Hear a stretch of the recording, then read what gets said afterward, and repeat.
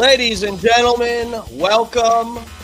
This is Dark Times with Dark Match Steve. I'm Dark Match Steve, the little twink, famous for slutting it up. Welcome. How's it going, guys? So Timcast is live now. He's just doing fucking ads. But let's hop over there very quickly. Oh, wait, sorry. I got a little disclaimer here. There's a very low percentage of this that is smiles and glory holes. Okay. Now we're ready. Let me screen share. Let's bring up little Timmy's page. So go to timcastpremium.com, and that will set you up to sign up for Rumble Premium using promo code TIM10. That way you can watch that episode and all of our Green Room shows. All right, I'll mute this again. Let me say hello to the chat. Got to see when Bubba gets brought on here. Fucking Airplane Willie. What's up, lovers? Thanks for joining us. Stacy G's up in here. Bubba the Goats. What's up, bro? Thanks for joining us again. How's it going, guys? Mood. Love watching Dim Tools brain melt under that beanie in real time. Jesus Christ. Big E's in here. What's up, guys? Big E, don't leave us. Hang out here. Thank you, Airplane Willie. Iggy's in here. What's up, Iggy? Fucking Scott Starboard's in. Oh, Bubba's up.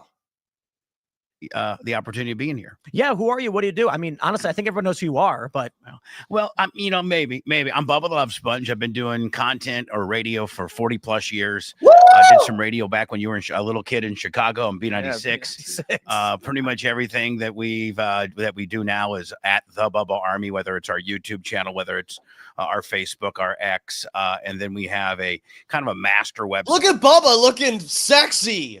With some of my old archive stuff from back in the day. That's Bubba in 4K looks not bad at all. Bubba, your skin looks good. ArmyHQ.com. So I do content like you do, different hours. I do morning drive. I have some terrestrial affiliates, and then we do kind of an after show kind of deal like what you guys do as well. So and you're one of these OG radio guys, so you knew like Howard Stern and all them. Worked for Howard for 6 years. Wow. So yeah, I'm kind of one of these OG old head kind of guys, you know, really proud of the younger generation. Radio. What's up, dude? How's it going? Thanks for sharing this Dark Match Steve. Yeah, dude. Thank you guys for joining the stream. And what you guys are doing with I hope Tim doesn't get mad. I hope I don't get hit because, you know, I'm fairly supportive of Tim, and you guys know I fucking love Bubba. We're just we're promoting here. I'm not trying to steal any of his viewers. But radio and what you guys, radio's in trouble, right? You know, terrestrial radio is in trouble because they've ran off all the talent.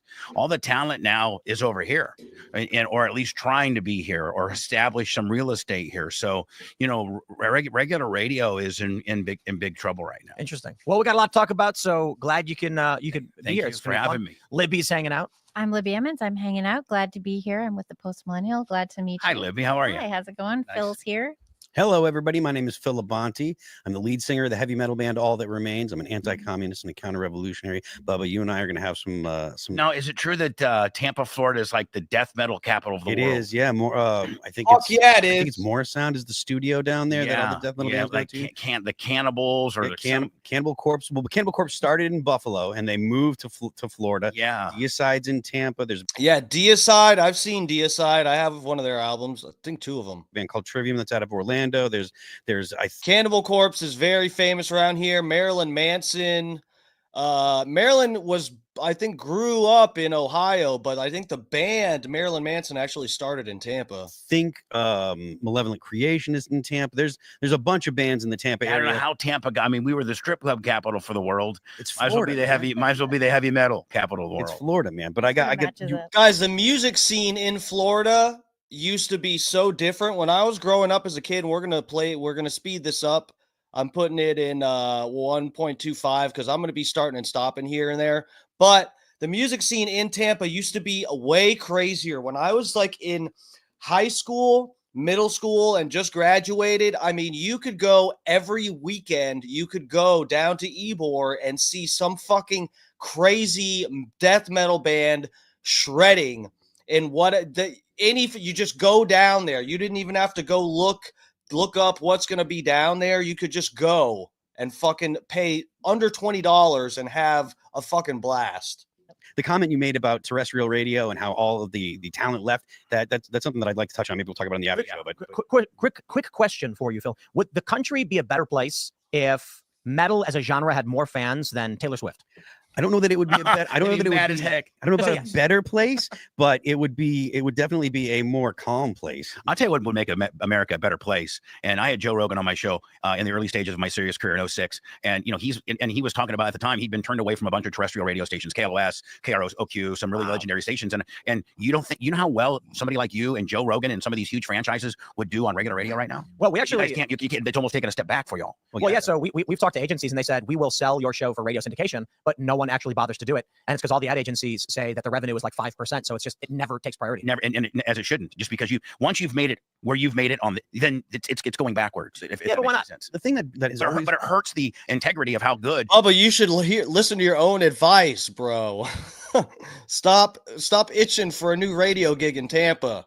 Terrestrial radio could be just kill it on the net, Sponge. Again, yeah. If they bring the Tim Pools, if they bring the Joe Rogans, if they would have that talent pool, but they've ran them all off. Yeah, that's one of the things that you said that struck me is like the reason people listen to terrestrial radio, if they listen to terrestrial radio, is because of the talent on the radio show. Because nowadays, if you want to listen to music, you can stream whatever you want, whenever you want. No commercials, or minimal commercials. So if people are listening to your JJOs in Wisconsin, right, or your WLUP in Chicago, remember AM 1000. Yep. Remember Tim when you grew up with WLS and Larry Lujak and John Records Landecker and all those guys. AUPD in Arizona. I remember Mango. We should go to the news though. Okay, all right, sorry, Tim. Here's a story from the Post Millennial. 5-alarm fire. USAID employees told to shred or burn classified documents. This is from obviously Post Millennial. The U.S. Agency for International Development instructed its Washington staff to shred and burn documents, according to an email obtained by NBC News. The directive comes as the Trump administration faces challenges over its attempts to strip and shut down the agency. An email from Erica Carr, USAID's acting executive secretary, indicated that the destruction was scheduled for Tuesday. The message thanked workers for their assistance in clearing our classified safes and personnel documents. Shred as many documents first and reserve the burn bags for when the shredder becomes unavailable or needs a break. Wait, what? How do they burn these things in D.C.? So they say, while classified materials are sometimes destroyed in emergencies, former employees and a group representing foreign service workers say this directive is not appropriate. Legal groups opposing the administration's effort to shut down USAID filed an emergency motion on Tuesday to halt the destruction. Defendants are, as this motion is being filed, destroying documents with potential pertinence to this litigation. The motion stated the Trump administration officials stated that 36 employees received the email and that the materials being destroyed were courtesy content documents given to USAID by other agencies. So Mike Benz tweets, this is a 5-alarm fire. Right now, as we speak today, USAID is shredding and burning the contents of its agency's classified safes. The key information needed to reconstruct the history of USAID's weaponization both at home and abroad. But it sounds like the Trump administration wants this to happen. Yeah. So if you scroll down to the bottom, there's another paragraph right there at the end that they're old documents. They're in compliance with Federal Records Act of 1950. The official said everyone involved in the process had a secret clearance or hire was approved by the bureau that they were handling. Majority of the content is courtesy content. Most original copies are still classified in computer systems. Yeah, I mean, so that's possible for sure. Yeah, but how about just the actual physicality of you got to go out back and get a big barrel and throw some gas in there? Like, I mean, how are you doing it? Like in downtown Washington, D.C., how are you actually physically setting something on fire? Well, I imagine them loading the trucks and the trucks bring the burn sites or something. Look, I mean, if it's USAID that they're talking about, I mean, these people have the capacity to dispose of incriminating evidence wherever they are, because that's what CIA is capable of doing. That you know that anytime you hear historically, anytime a United States embassy was about to be taken over or sorry, you had to get people out, there was burning of sensitive documents. It's actually standard practice. Right. It happened in Vietnam and stuff. They were if you have to get out of there, you burn all the incriminating evidence. Anything you don't want to fall into the hands of the opposition forces or whatever. So the idea that they have a protocol that can be used in DC, that should not be surprising to anyone. No, I mean, you obviously would have a protocol to get rid of documents, but it does seem kind of crazy that they're just burning it all, just getting rid of it without anyone just taking a look at what those files are. I mean, I would like to think. You guys are saying too fast. It's about to catch up. I'll slow it down some. I think that the DOJ would be able to call and say stop. If they wanted to. The DOJ is super busy right now. They are, but I mean, everybody's busy. Yeah, I'm packing a bowl, guys. Sorry. To be fair, I've seen a lot of criticism of the DOJ where they're pointing out that while the DOJ has done some things. Yeah, guys, sometimes I'll speed the feed up just a little bit. I won't speed it up 1.5 again because I get it. It's too fast for some people, but that's fine. But the reason I speed it up is because I start and stop once in a while. And even if you're watching live, you can put it on 1.25 or you can speed it up. And once it catches up, it'll go to normal speed. So, yeah. A lot of people expect them to go after the lawfare first. And certainly there was some hubbub over the Epstein files, but it looks more so like they're going after things that we agree or we don't like, but not the biggest priority. You're not really hearing much from them. Really? I mean, Kash Patel arrested some U.S. Army guys selling secrets. Franklin Hawks, Dutch Duke, what's up, lovers? Thanks for joining us. Right. And that's great. But everybody expected the first thing to be those who were waging lawfare against Trump and his legal team would be. But I suppose those things take time. Those things take time. You have to bring a case. You have to develop a case. You have to put it all together. You have to, go out and do the investigation. Those kind of investigations do take a long time. Look how long it took to investigate Hunter Biden for his various crimes, right? That took years. So, and the lawfare takes a long time too. I mean, when they were going after Trump, it was years of building stuff up, falsifying documents, creating Steele dossiers, things like that. So while that's certainly not something I would expect the Trump DOJ to do, they do have to go figure out where the crimes were committed, right? They have to say like, okay, Alvin Bragg did this, that was a crime, or Letitia James did this, that was a crime. They have to figure that out before they can bring any charges at all. Yeah, I mean, I assume that they have a generalized idea. Truth is unbreakable. How's it going? Yeah, up and down day. I hope that's not bad. How's it going? Thanks for joining us. Yeah, of what they're looking for, but so if you guys, if anybody in here was watching Stein's show before this, he did a quick shout out for Tim Pool's show featuring Bubba tonight, telling everybody to get over here to watch. And he was saying, now this is funny because I didn't hear Stein mention this any other time before when he talked to Bubba prior to Bubba leaving to go to DC to do Tim Pool's show. I never heard Alex Stein bring this up. So I almost feel like, I don't think he's not sabotaging Bubba, but he's sort of, maybe this was just behind the scenes that he didn't really mention it publicly, but he mentioned today on his show that he said something about that Bubba is pro-abortion and Tim Pool is anti-abortion. Tim Pool's pro-life. And he was kind of wanting them to have a debate on that. Now, I think that will be very interesting. I don't think, as much as I love Bubba, I don't know. Maybe Bubba does have some good reasoning behind a lot of his positions and stuff, and it may take some good debating to get it out of him or whatever. But I'm sorry, all the pro-gun people complain about this in Bubba's chat when Bubba brings up pro-gun laws. Bubba wanting more gun laws. I hope that comes up because I feel like Bubba will listen to Tim Pool if Tim Pool can properly defend the Second Amendment and explain to Bubba some of the circular logic that comes with saying anyway, we'll get to it. Hopefully the gun issue comes up here because that will be interesting. They probably do have. I mean, you have to have specifics if you're going to get. Yeah, you have to bring a case. You have to develop a case. Bring the sexy stuff first too, though, especially in the first 100 days. Yeah. You want that sex. That's why they were all dangling that Epstein carrot for us, right. And I don't know that. Oh, that's the thing. So Bubba was saying he wants.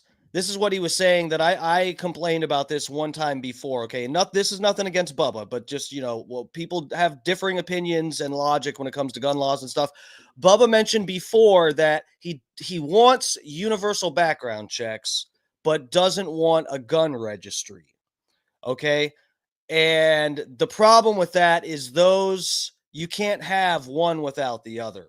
At least I've never heard someone explain how that's going to work, how you can stop people from doing private sales and shit at the gun show and gifting one to their family member and whatever. You cannot have all those private sales without a gun registry if you are going to ensure universal background checks, which would cover private sales, which is what people don't realize is the only thing that's not given a background check is private sales. That will ever really get it really the way we're supposed to get it. I mean, I don't think we're going to get it. I don't think we're going to get real answers. But the other thing too that happened, if you look at how, because the other thing the DOJ is doing is going into court to defend all of Trump's executive orders every time the ACLU or 23 states team up to bring cases, and they have to go in and defend that against judges.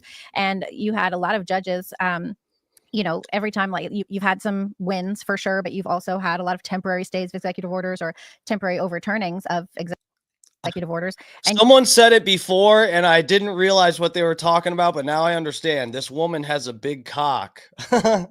You've seen judges say things like, where's your case? Like, don't you have something better to defend that with? So the DOJ really has to work to get their cases together too, to defend, what is it, like over 300 executive orders at this point, many of which have been challenged in court, rightly or wrongly. 300 at least. Gotta be a record, right? It's a lot. Wow. It's a lot. I think he doesn't have as many. I don't think he's on track to have as many executive orders right now as FDR FDR had like FDR had a lot of cleaning up to do. I mean, he had a lot. I mean, we think we were in bad brothers. I mean, they were right. And he really, had to make, really in a bad way. make an extra mess too. Like he had to keep compounding. Right. Worse.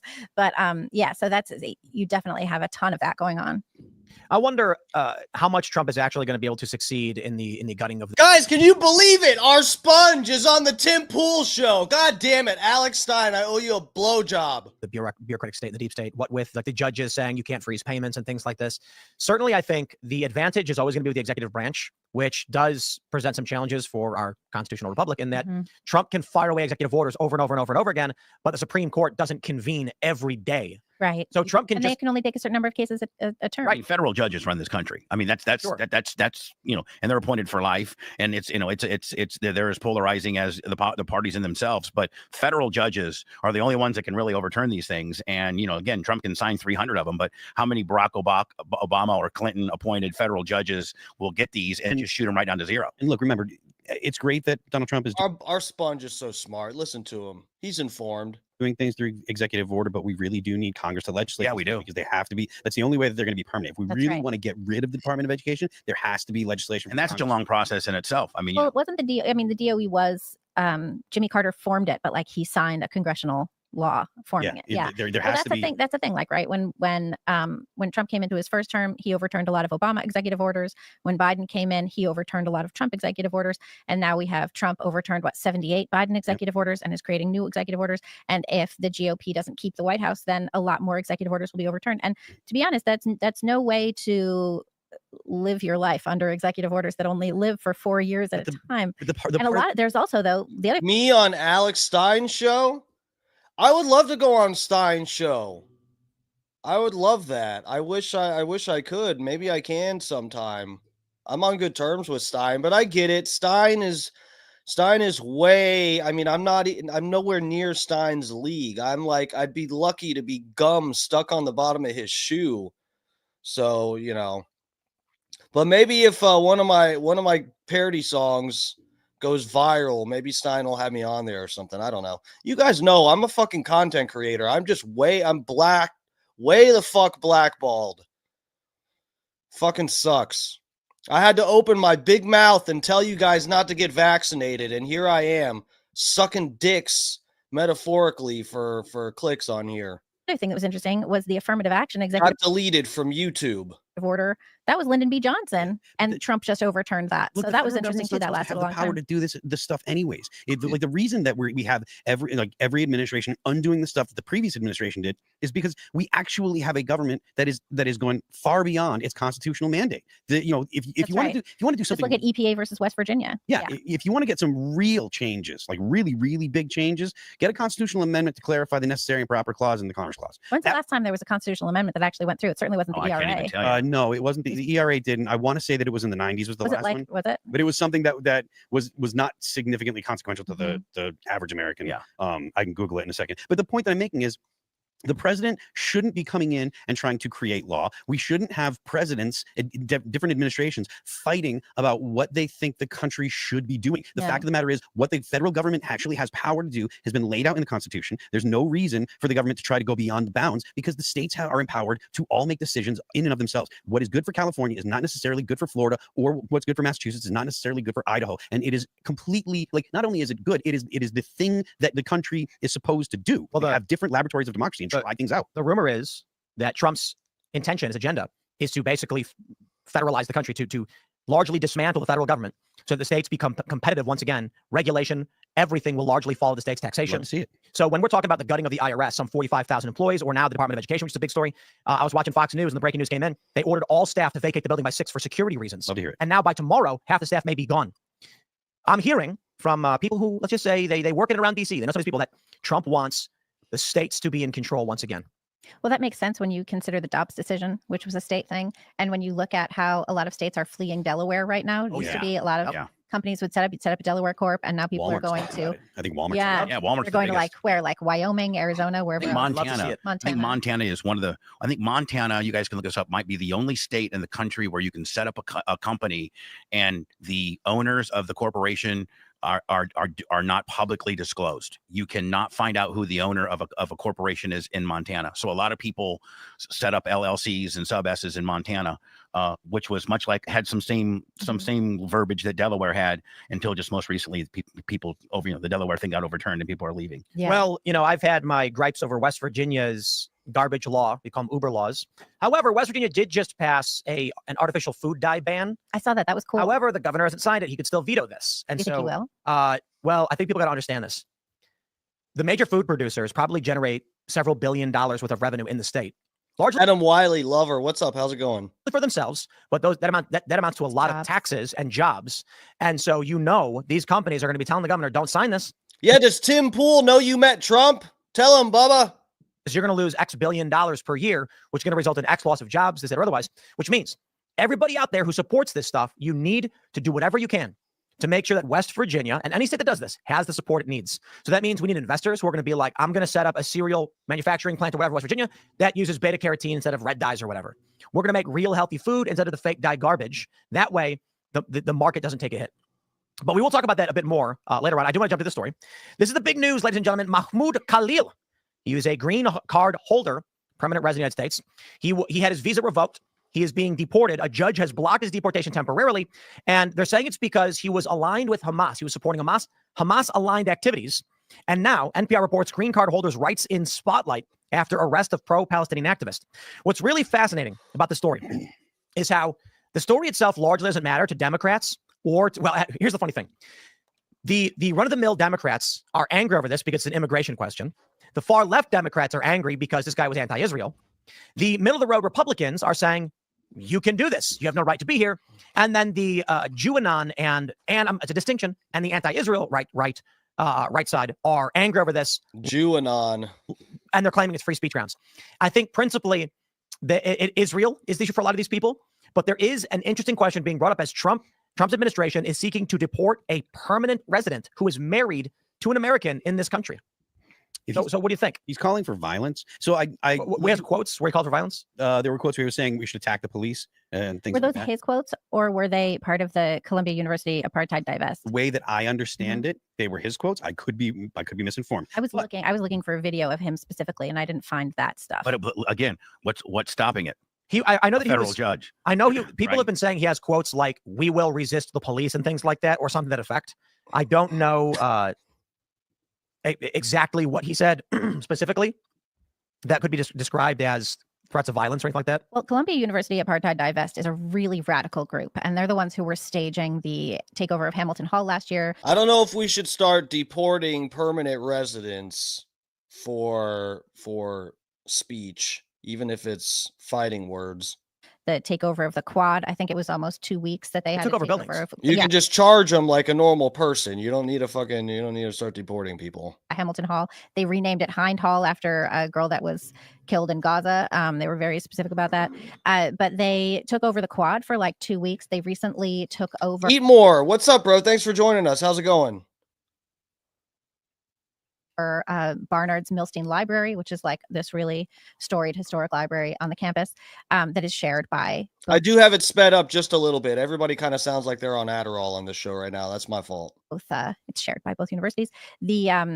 But yeah, I mean, it's a pretty shocking group. They have really disgusting views. They're very big Jew haters. They also are very big haters of the West, of America. They've also done this crazy thing where they compare the war in Gaza and Israel to Columbia's real estate deals in Manhattan on the Morningside campus. They say that Columbia is an occupier of, Morningside, this part of Manhattan, and all of this stuff, which is absolutely ridiculous. And that's how they link that up all together. It's not a good group. They have really bad ideas, and they had last year the daughter of Ilhan Omar was out there because she was a Barnard student. She was protesting, and Ilhan Omar was out there as well. You also had Congressman Brandon Gill today saying that he'd think the country would be better off if Ilhan Omar was deported, which made me look up how you could deport a naturalized citizen. Well, real quick, it is funny, but most people don't realize that Ilhan Omar has a 20-something-year-old daughter. Yeah, and she was in Barnard. I know she got suspended. I don't know if she got expelled. She was certainly locked out of her housing for a good while and made a whole stink about being unhoused.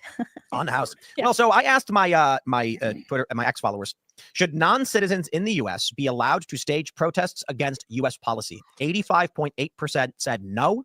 14.2% said yes out of 20,801 votes. It's been up for 2 hours. I think that is actually a violation of the green card. Like the green card requirements, it has responsibilities of the government and responsibilities as a permanent resident. And one of the responsibilities as a permanent resident, it says required to obey all laws of the United States and localities, and also expected to support the democratic form of government, not including voting, which you can't do. Yeah, I am. Wait, hold on. I'm totally fine with his visa being revoked and him being Me too. Absolutely. I mean, sorry.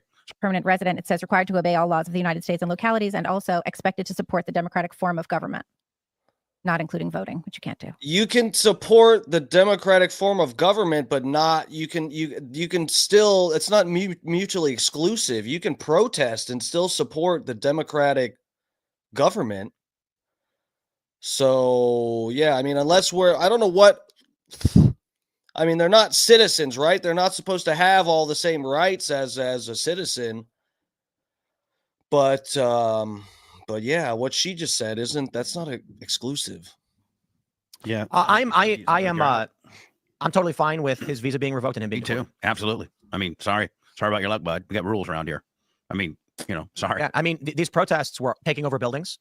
We're not talking about a guy standing on a street corner waving a little sign that says "Free Palestine." We're talking about a guy who was an organizer of a protest, who was giving speeches, giving press conferences. He was press conferences, and they physically took over buildings and occupied spaces unlawfully. And people don't. I think the issue was for a lot of people, they don't remember the videos that came out of this, where Jewish students were attacked. Yeah. One incident where a guy, I think it was a guy or woman, they were wearing a Star of David, and they were walking around. I think it was Colombia, and then. If he has a green card and he's a permanent resident, how the fuck are you establishing this as a standard that if you break some laws, we're just going to willy-nilly deport people? I mean, what's stopping you from doing that to a natural born citizen?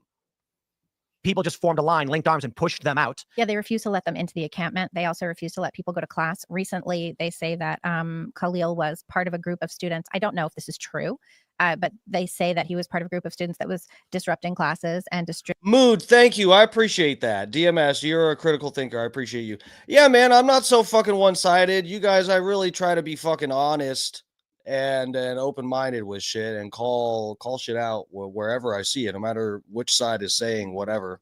Distributing like Hamas leaflets in classes. That's something he was Hamas leaflets. It was like Al-Aqsa flood stuff. We got to keep even the creators we like, we got to keep everybody honest and truthful. Which is pro Hamas. Al-Aqsa flood. That's what they call Al-Aqsa is like the Temple Mount. Yeah. And yeah, it's like basically, pro Hamas. Well, there's a big question. Stuff. Basically, is not right. So these are Scott Starbird. So because there are rules that come with green card, I don't know. So I would have to look it up. If there's a rule in there that directly conflicts with what this person's doing, that they're talking about getting deported, that has the green card. So with what she said, the chick on here cited something within the rules of the green card, and what she said is you have to. The part she specifically said conflicts with this is you have to support the democratic system of governance or something like that, which protesting, I guess it depends. If you were at a protest saying to dismantle the system of democracy, then maybe that would be a good argument. But if you're at a protest for BLM or defund the police or something, that's not against democracy,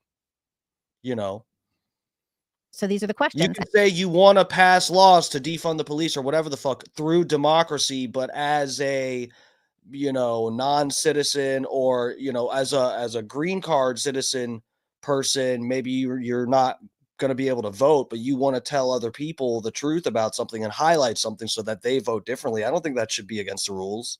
And this is why I think that it would be good to have a hearing. I want to hear all the evidence against this guy. I'd love to have a and I'd love to also, if this is the first guy who's being deported. Yeah, and everybody's pointing out the cock over her shoulder. Okay, guys, look, we've heard there's that joke's been pointed out like 3 times already. Let's grow up. Let's move on.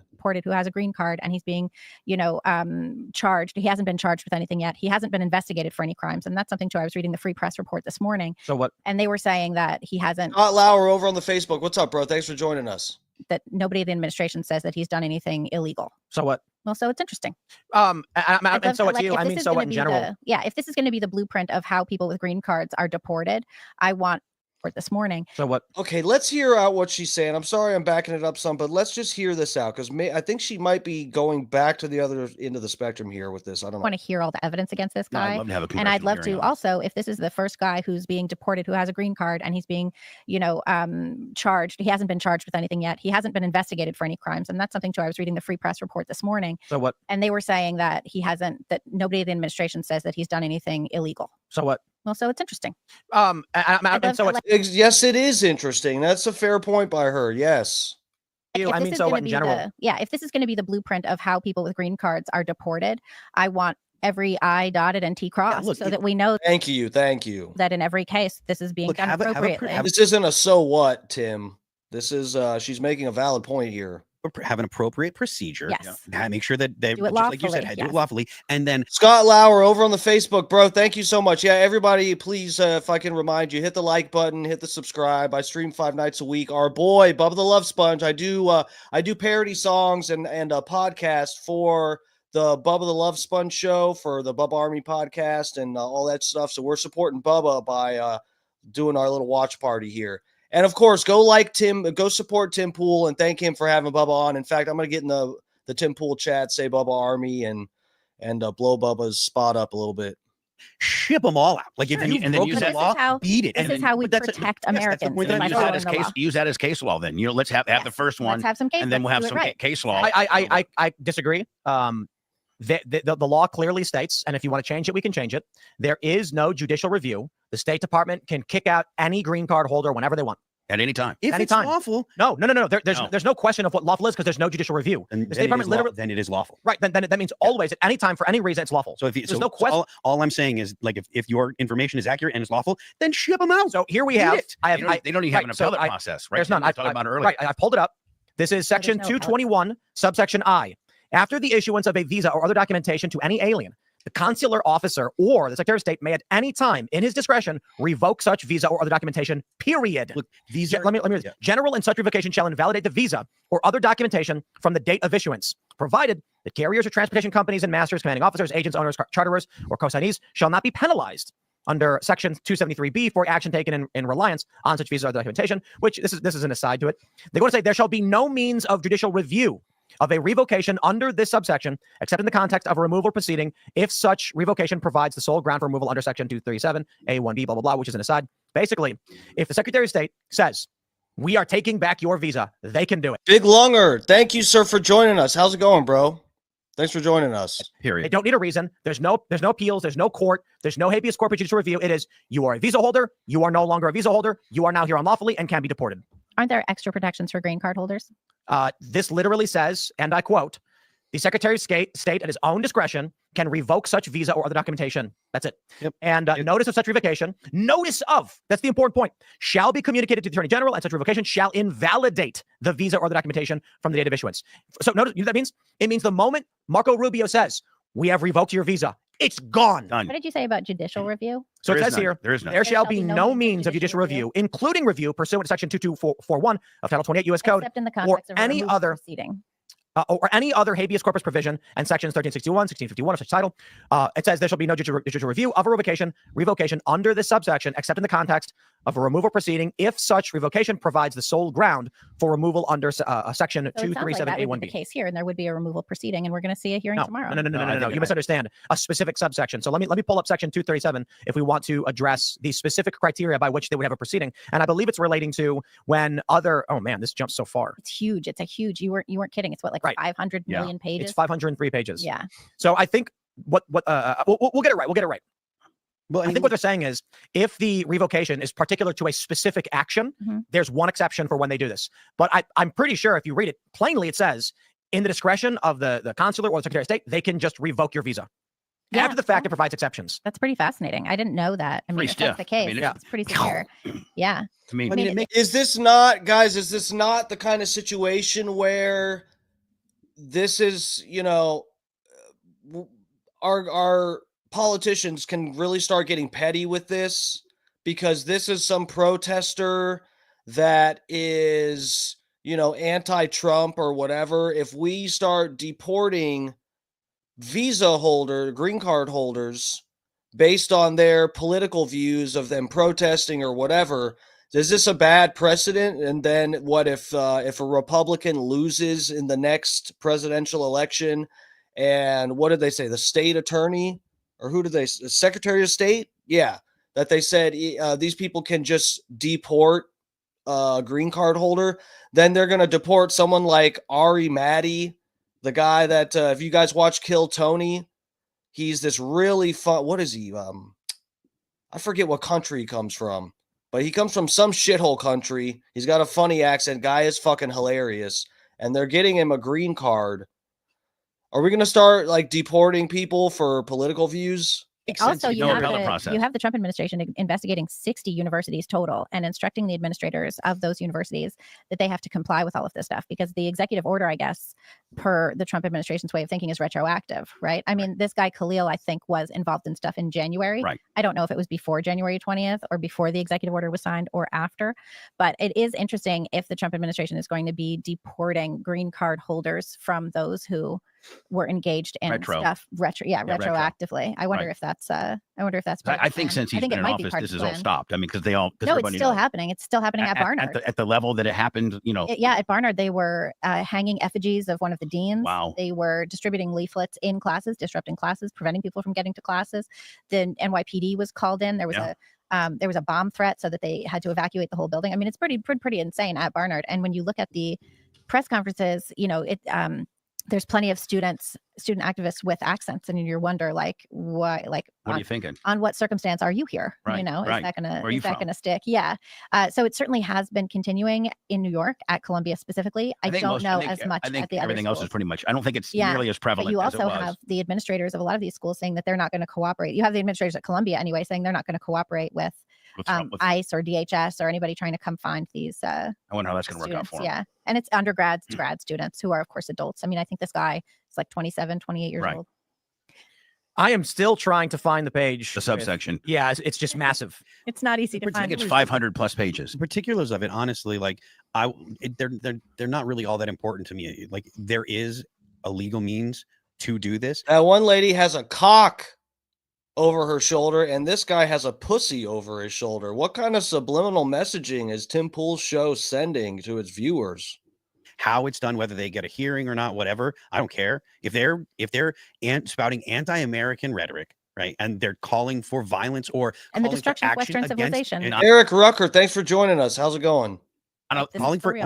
Calling for action against the police, calling for, if they're occupying private property and stuff like that, get them out, impeding people to get to school, send them back. These people, if you are here as a guest on a green card, on a visa like that. So if you're an anti-American, beat it. Like, send them the hell out of here. Well, this guy has only been in the country for a year. People that are just going to come into this country and try to subvert the United States. He was only here since December 2023. Boy, the mentality was interesting because he finished grad school. He finished grad school in January or December of this year. So what's crazy to me is, how do you finish grad school in a year? I went to grad school at Columbia. It took me 3 years to get through it. And that was art school. I mean, so it's not like, I'm just failing. These people keep saying anti-American protesting shit. I'm failing to see, maybe I missed it. Where's the anti-democracy, anti-American stuff that he said? I thought it was a Palestine type of deal. Like, what? It was rigorous. The mentality of people who have green cards nowadays. I mean, back in the day, I hate to say some back in the day old school stuff, but people figured that they were guests of our country. They would act on their best behavior. They wouldn't be, the squeaky wheel that gets the oil. And now these people are just doing, literally just, unbelievable, criminal stuff. Lydia's right. Am I right? You are correct. So there is judicial review in this particular case. So, Section 237A1B is specifically about deportation. Mm-hmm. And if what they're saying is, if the revocation of visa is the sole reason for a deportation, there will be a hearing. You are correct. So, wow, damn. See, I knew that just kind of seemed off, that we can willy-nilly give someone, granted, it's like, they should be thankful to be here, but you can just willy-nilly deport people. Yeah. At least they're checking stuff. Thank God. And this is why they're actually having the review right now, where the judge has put a halt to it. Let him have the hearing. If there was any other reason where the individual, like if this guy, if they had him on a crime, any crime, crimes for sure. But that could be like jaywalking. Yeah. Then there would be no hearing at all. But basically what Trump said was national security issues. I believe the State Department said that he was engaging activities aligned with Hamas, which I reject You wholeheartedly. realize I'm going to clip the part where you said Libya's right, and I'm Absolutely, just gonna, like, post just that forever and ever. You absolutely should, and that's why we read it. Yeah. Okay, because Libya was correct the whole time. Guys, you know what? And I know sometimes I'm sure some people get bored to tears when I'm reading fucking indictments, but guys, so you gotta read some of this shit if you actually want to keep up with the facts. Tim it might be wrong. Bubba was right. Kudos Tim Pool for reading through that and clarifying and crediting her. Today in the green room earlier, we were talking about. I hope it's on tape because. Well, no, there was no tape. There's no tape of it. We were recording, but was it before the recording? It might have been during the recording. It was during the talking about the tip situation, and you said you may be correct if you were talking in the context I was speaking about. This is actually important.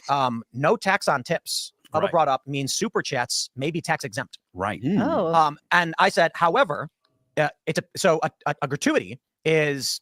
You know what it is. It's self-explanatory. It's money after the fact. Right. You're not. Guys, let me just say, and this is so retarded, but you guys know I'm working at. I started a new-ish job as part-time floral designer at a flower shop. I'd been helping this shop out here and there, just like holidays and when they need someone to fill in. But now I'm an employee now, and so I am still kind of new.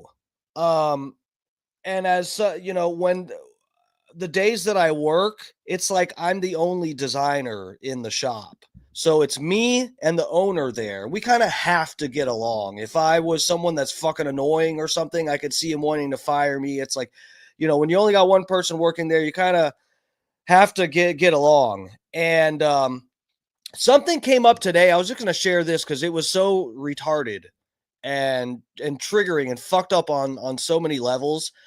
But something I forget exactly how it led to this, but I got a $20 tip for this guy. I made a floral arrangement, roses and some other stuff. He came into the shop, ordered it, and I made it in like 15-20 minutes, and he came back and picked it up. He left a tip for me. I got the tip. And somehow, I think I may have joked, or even I said something about like the owner gave me the $20. I wasn't right there when the guy gave the tip money, and so I got the 20, and I was like, oh, cool. And somehow it came up. I wonder, I was like, aren't they supposed to be doing no tax on tips or something? Is that actually going to happen? And in no way, and by the way, the owner of this shop I'm working at, it's two gay guys. All right. And it'd be extremely rare if they were Trump supporters or even judged Trump fairly on anything. Okay. I get that. So I don't bring up politics in there. And of course, I don't want to give off the impression that I'm just like wholehearted MAGA. Because I'm not. I feel like I truly want to grade Trump properly and not just suck MAGA D every time I open my mouth. Okay, I try to actually be fair and critical of both sides, all sides. So anyway, I don't bring up politics. I just don't, because I don't want to. I don't want to risk my employment opportunity being complicated by political bullshit talking in between work. It's just not necessary, and it's a stupid idea. But I just said, because I got the tip and it was $20 and whatever, and he had just put me on, I'm on the books now. Like my wages are going to be taxed.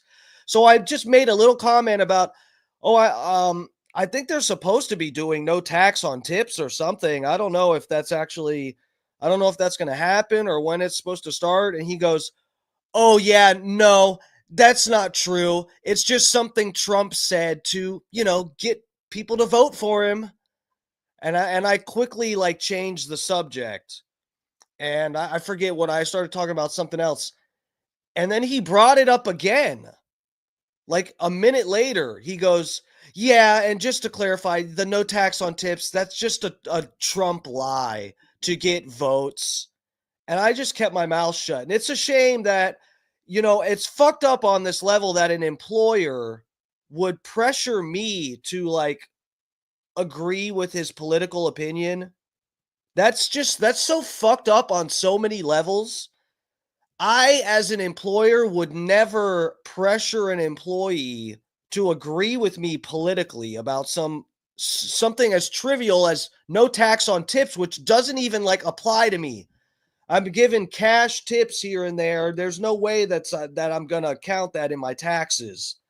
But this guy fucking said, meanwhile, Kamala, well, however you pronounce her name, copied Trump's campaign position or promise or whatever of she said no tax on tips too, after Trump did.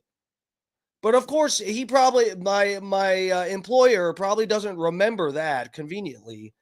But I was just like, I can't believe it's so disgusting to say that to somebody, to like possibly start up a charged political argument in a position where I have everything at risk. I am at risk of being fired because the employer has strong beliefs about Trump, and I'm put in a fucking terrible fucking position of whether I want to put my fucking head on the chopping block and go, oh yeah, Trump lied? Well, Kamala copied him. Kamala copied him and said she's not going to tax tips. So what does that make her? A lying little fucking Jesus. I mean, just like, why even make it complicated? It's just so disgusting to me. And I like the guys that I work for. It's a shame. It's a shame that he would fucking act like that. Getting anything for doing it. However, for us with Super Chats, there is an expectation, a probability that we read what you have to say. Right. So if you're Johnny Fradley, what's up, bro? Welcome. Thanks for joining us. You're watching right now and you put in a Super Chat, the expectation is Tim is going to be reading the Super Chats, and I'm basically paying for that to what I swear to God, if Trump actually passes the thing to do no tax on tips, I'm going to bring it up at work. I'm going to be like, oh, look, no tax on tips. They passed it today. Looks like I don't have to report them to the IRS, and Trump's not a liar. That real estate. That's not tax. That's not a tip. Right. However, you pointed out for your show, when you do Super Chats, you don't read any messages. You say thank you. To Jim McGillicuddy, thank you. Yeah. That is a tip. They're giving you money with no expectation of what's called legal consideration. Right. Meaning you're tax exempt on all that. So I'm looking forward to that. I hope it goes through. That's really interesting. That opens the door to a lot. People need to understand. Oh, yeah. I mean, a lot of people in the content industry. I mean, you know, a lot. It's crazy how Democrats somehow are against taxes on tips because you had AOC saying that means that every job would become a tip-based job. Great. Yeah. That means pay what you will.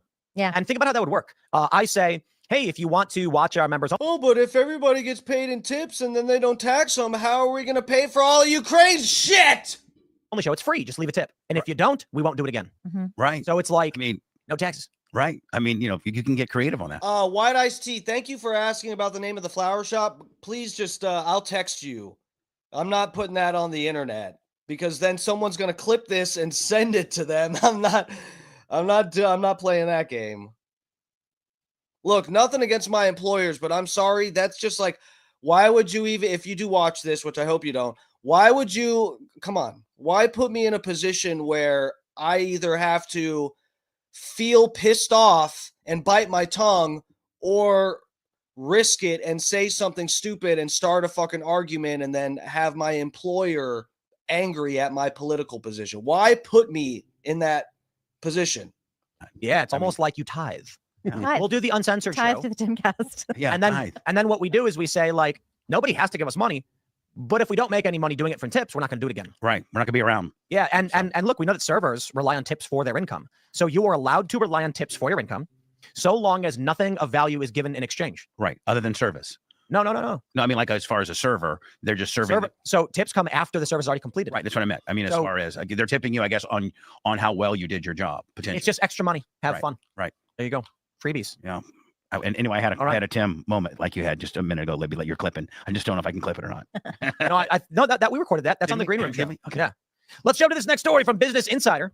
Vandalize a Tesla dealership. Trump says he'll label that domestic terrorism. Good. He actually said we already consider it as such. And I don't think people understand just how serious things are gotten. If you make fun of a cyber truck, that is considered terrorism and you are subject to deportation. take a look at this story. Let's play this video for you. I think it's about a minute long, and you can hear it from this local news report. Let's roll. A man who wishes to remain anonymous, but says his Tesla was among those damaged at the Tigard store this past week. He says he took his vehicle in to get the windshield replaced, only to have that replacement damaged by gunfire. He says he's been following the vandalism. Damn, they're shooting the places up At Tesla stores and was worried something like this might happen.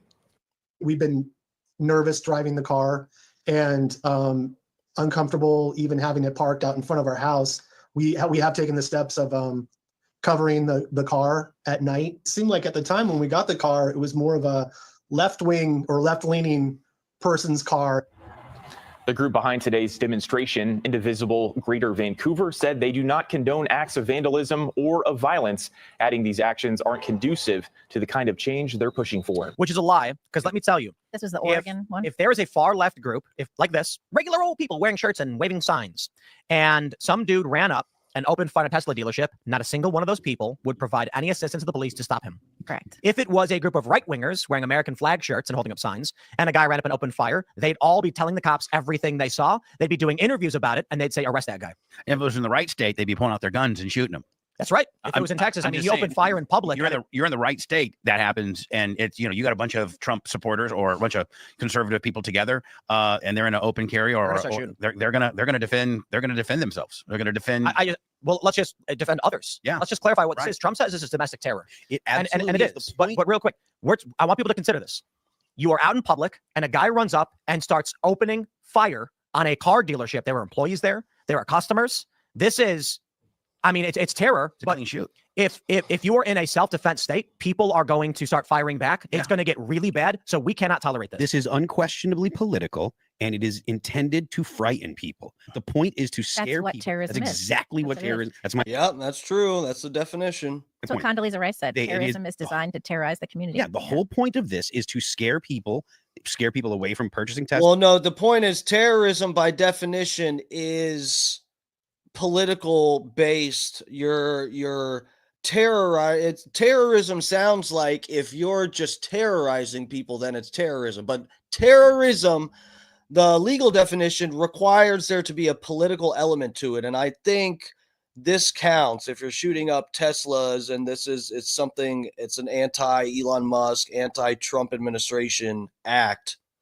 Scare people that have Teslas, and it is without question politically motivated because Elon Musk is working with the government for doing it. It is unquestionably terrorism, and the government should come down as hard as they are legally allowed to. And just 4 months ago, this was more of a left issue. Support green, support electric vehicles. No, so it was never actually supporting green or anything. It's always been a cover for socialism. The point is to get control. The point is not that they give a crap about environmental issues. The point is all about socialism. That's why Tesla. Well, but Bubba was right there, though. It is the green. So they're both. I get what they're saying, and they both might be right here. The green bullshit, caring about the environment. Some conservatives argue, and they may have a good point here, that a lot of the protect the environment type of shit is to just establish regulations and gain more control for the government for the sake of saving the environment. But Bubba is right that the Teslas and stuff were considered more of a left-leaning type of thing because it's, it appears pro-environmentally friendly. I believe the story was that Biden had like an electric car summit and didn't invite Tesla. That's right. And in fact, it's not about green anything. No. Yeah, and Biden also had these like EV rebates if you buy EVs, and Tesla was not included in that too. I always thought that it was both political, but also because Tesla's a non-union shop. So it's always been about Elon. It's always about taking a hack at Elon. But also Biden was in the pocket of the auto workers union. So that was part of it too. So it's always been about taking a hack at Elon. Well, it's not so much this. It hasn't always been about taking a hack at Elon. It's been about taking a hack at Elon since Elon came out as not supporting the left or Democrats. Right. Bubba was right the first time. Come on. But the idea of the environmental movement being about the environment is absolutely BS. If they actually were about the environment, they would actually be pro-nuclear. Correct. But they're that's a fair point, but that doesn't. It's not mutually exclusive to what Bubba was saying. Just defending my sponge. Don't mind me. Not pro-nuclear. They want Bubba Army. because nuclear works far too well, and then you end up with people with an abundance of energy. It is able to power the capitalism that makes modern society possible. The renewable energy that they endorse, things like windmills, solar, that would actually, you would have to cut back the amount of energy that you use, and that's the goal, because they don't like capitalism. Also, windmills are not environmentally sound when you take into consideration the effort of their production. I saw a report where it takes more energy or a bigger carbon footprint to run a windmill than it does the power it produces. You ever see what the anchor at the base of a windmill looks like? It kills it's all birds, at the base. It's all concrete and rebar. Right. That's straight up petroleum. You don't get concrete without petroleum. Here's some useless trivia to waste your time. We say windmill. They're wind turbines, but colloquially we say windmill because they had wheat mills where they would grind the wheat. Here's another funny bit for you, and the wind would spin it. In like you know where treadmill comes from? A torture device where they would take prisoners and force them to stand on a wheel and keep walking, and the wheel would spin and it would mill grain into flour. Really? Yeah, and it was considered punishment. They'd have people walking for hours a day, stepping up on this wheel, spinning it. I bet they were toned though. You know, they were. That's funny. They're jacked up. Prisoners were ripped. They make some bread, though. That's right. Well, maybe if Trump arrests these far leftists, he will have them work the treadmill so that we can. I mean, somebody's got to come down. Bubba should make Lummy walk on a treadmill to make flour. Make my bread, Lummy. Hard on this situation. This could really get bad. Ray Dalio really get bad. Ray Dalio wrote in 2021, I believe it was, and they published this a section of his book on Time Magazine in 24. Okay, Bubba. That we were entering some kind of civil war. Now, what I can't stand about a lot of these people, and with all due respect to Ray Dalio, we'd love to talk to him, is that they keep playing this thing where they're like, where do you want, he writes in his book, do you want to live under a fascist dictatorship? Adam, what's up, bro? Thanks for joining us on the YouTube. I saw you on the Twitter. What's up, lover? Thanks for the support. Or a communist dictatorship. And I'm like, well, neither. It's a good thing. The only thing we're concerned with is the communist side. We can fight against that because Trump's not a fascist. And they these people always do this where they're like, both sides are getting more extreme. And I'm like, Trump's side is not getting more extreme. Trump is a 90s Democrat. If anything, he's just moderate. And he's actually even a little bit left-leaning from where the right used to be. So what about anything that Trump has done has been far-right extremism? Or more importantly, what about anything that Trump's done? What about it is fascistic? Has he taken over the steel industry, nationalized it, and forced the production of weapons? Well, the one thing that they would say now is they would claim that they'll probably bring it up. The documentary, they'll probably bring it up later with Airplane Willie. We'll see if it. So, guys, this is the thing. I think Bubba mentioned about coming back onto Tim's show to promote the documentary. I don't know. I think it's a bit early to be promoting the documentary, which Bubba can promote it and probably still get some people to check it out by mentioning it here. But the doc's not out. Ideally, if you're promoting something, it's something that's going to be out very soon, and I don't think it's quite ready. That a lot of this stuff is like a consolidation of power thing, but I think that the more apt argument would be that that it's about federalization, which is what you were saying before. So this is funny because they're saying Elon Musk is trying to enrich himself through Doge. Meanwhile, Tesla has lost like a third of its value in the past month. Yeah, and Trump's comes out on TV, please buy Teslas. Right, and he came out, he bought a Tesla. Elon's net worth has dropped. Since doing this, Trump's net worth has dropped since becoming president, and they're saying it's for personal gain. Then they say Trump is consolidating power while he fires all of the federal staffers that empower him. Mm-hmm. It's just not the case. Yeah. So you can see what their argument would be, but I think it's incorrect. It's a lie. It's a bad argument. Yeah. Yeah. Well, someone on X, there was a viral post, I can't remember who posted it, but they likened this to the Weather Underground. And I completely agree. That. I mean, this may be the beginning. It's not going to stop. And I warn all of you that are listening right now, those of us who are veterans of the 2010s protest movement, we could tell you, in the winter, there's no protests. Maybe you go to South America or something. When it gets warm, protests light up. Why? Look, man, if you're an organizer, if you're an activist, and you get 10,000 commitments, here's the first thing. They'd make Facebook pages, and they'd say, here's the event, here's the time, here's the date. We always warned everybody, only 10% actually show up. So if it says 10,000 people have RSVP'd, 1,000 people will be there, maybe less. Here's the worst thing for the activists. If it's lightly drizzling, no one will show up. Nobody's going to show up. No one's going to show up because politics is never more important than avoiding getting wet. So that being said, if we are seeing Tesla dealerships firebombed and shot up when it's still cold out, and it's starting to get warm, it was 70 degrees today, come summer, this is going to be tenfold. Yeah. Absolutely. So global, if I'm picking up what Tim's putting down here, global warming is going to cause more protests. I think that's what he's trying to say. So we need to stop global warming. Yeah, that's pretty scary. I mean, it could we could see a summer that I don't think that it'll have the intensity of You don't think it'll rival 2020? No, I don't. I think 2020. I mean, you also had COVID rage. Yeah, it would take more than just people being upset with Trump. Although, I mean, if you see a lot of direct action and then you see the DOJ and federal response, you could see people start to get kind of crazy because of escalation. Well, also, if you have I'm sorry, go ahead. No, it's fine. If you have like this guy Mahmoud Khalil, if you have like people one at a time getting arrested and deported, you're going to have martyr situations. So if you like are arresting one person at a protest here, one person at a protest here, you're going to have a problem. But round them all up. If they round them all up at once, I mean, has anybody considered harder to protest that? Has anybody considered the fact that, I mean, I may be a little bit, but like the Democrats are not really organized right now, and they're really in shambles. They don't have a leader. Yep. They don't have anybody they don't have a fresh face guy, Barack Obama. You could see them grooming Barack Obama when they were, and they don't have anybody that they're Gavin Newsom is not that guy. They don't. So I think that Newsom is a joke.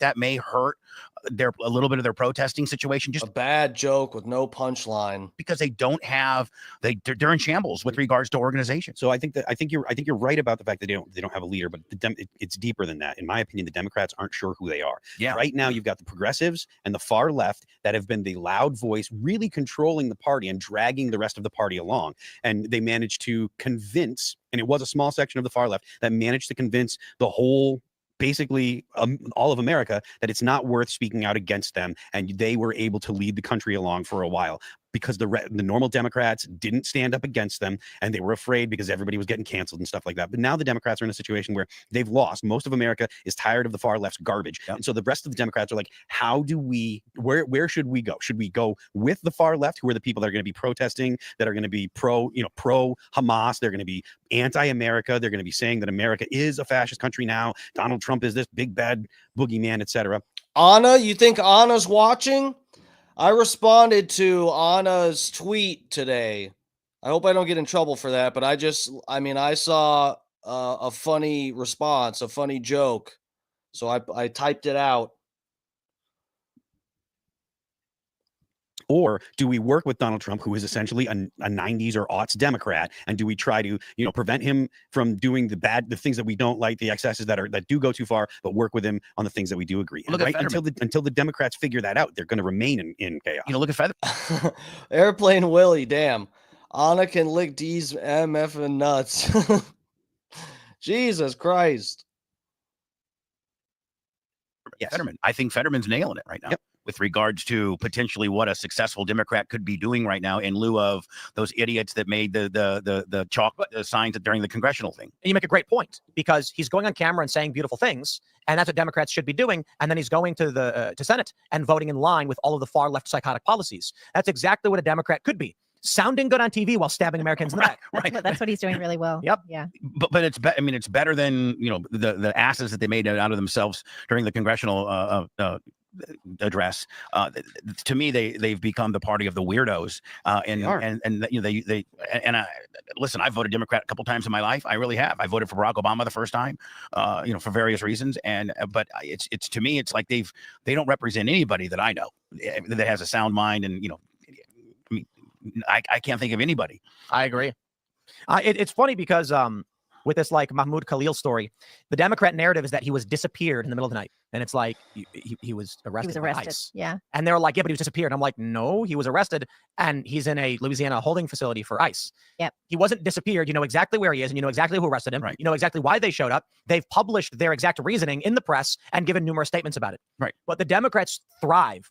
And the far left violent activists, Antifa types, thrive off of trying to make young people believe they're in a James Bond thriller or in Mission Impossible. Or a totalitarian novel, and they're Winston. They're like, none of us is Winston from 1984. We're all like the rando other people just going around our lives, walking our dogs. But we're not in eating our 1984. chocolate ration. Right. We are in something weird. We are in something weird. I mean, to be fair, maybe we are in some kind of dystopian show, because someone needs to write it, though. The riots, the lockdowns, the Biden administration, everything was Cuomo really running crazy. For mayor again.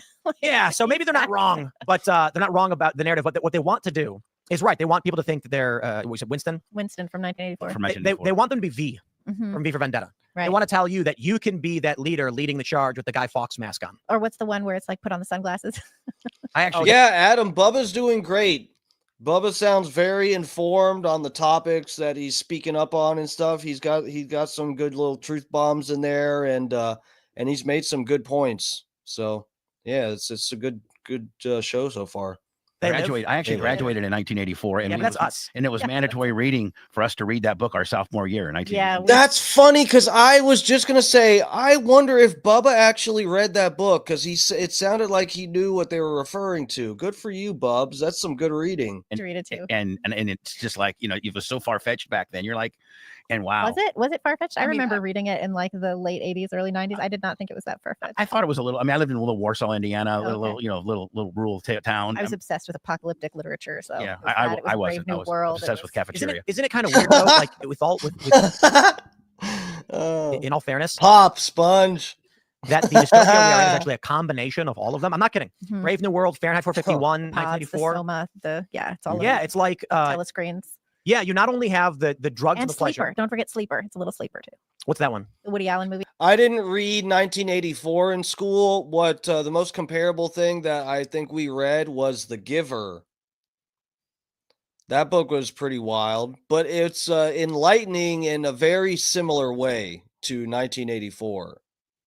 I don't know that one. Oh, if you ever get a chance. So Fahrenheit 451, you've got the censorship due to fear of offense. Let me just say, Tim Pool, at this point, I got to say, thank you for not axing my fucking stream. That goddamn Jubilee channel, you fucking YouTube channels that hit other smaller creators with the really bad copyright violation, you guys are fucking assholes. I'm not stealing your fucking viewers. I'm promoting you more too. I'm not taking views from you. Jesus Christ. That if Tim Pool hit my shit tonight, that would be some major friendly fire. I'm very cool with Alex Stein. I am a huge contributor for Bubba the Love Sponge.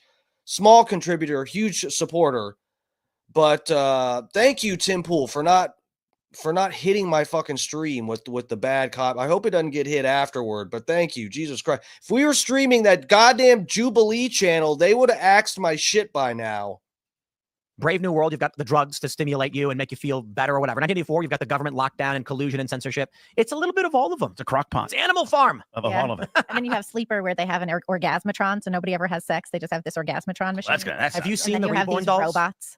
What? You know what a Reborn? Wait, hold on. Did she just talk about The Giver?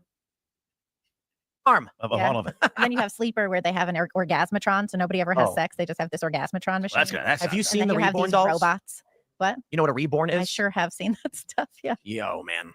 You know what a Reborn doll is? Well, much. There are women who buy lifelike fake babies to raise. Mm-hmm. Oh boy. Uh-huh. There was a woman who Like, and are they really real realistic where they have like a bowel movement and you have to feed it? I don't know about that, but they're made of like silicon and they look like babies and the women bounce them and they have conventions. How are they doing it too?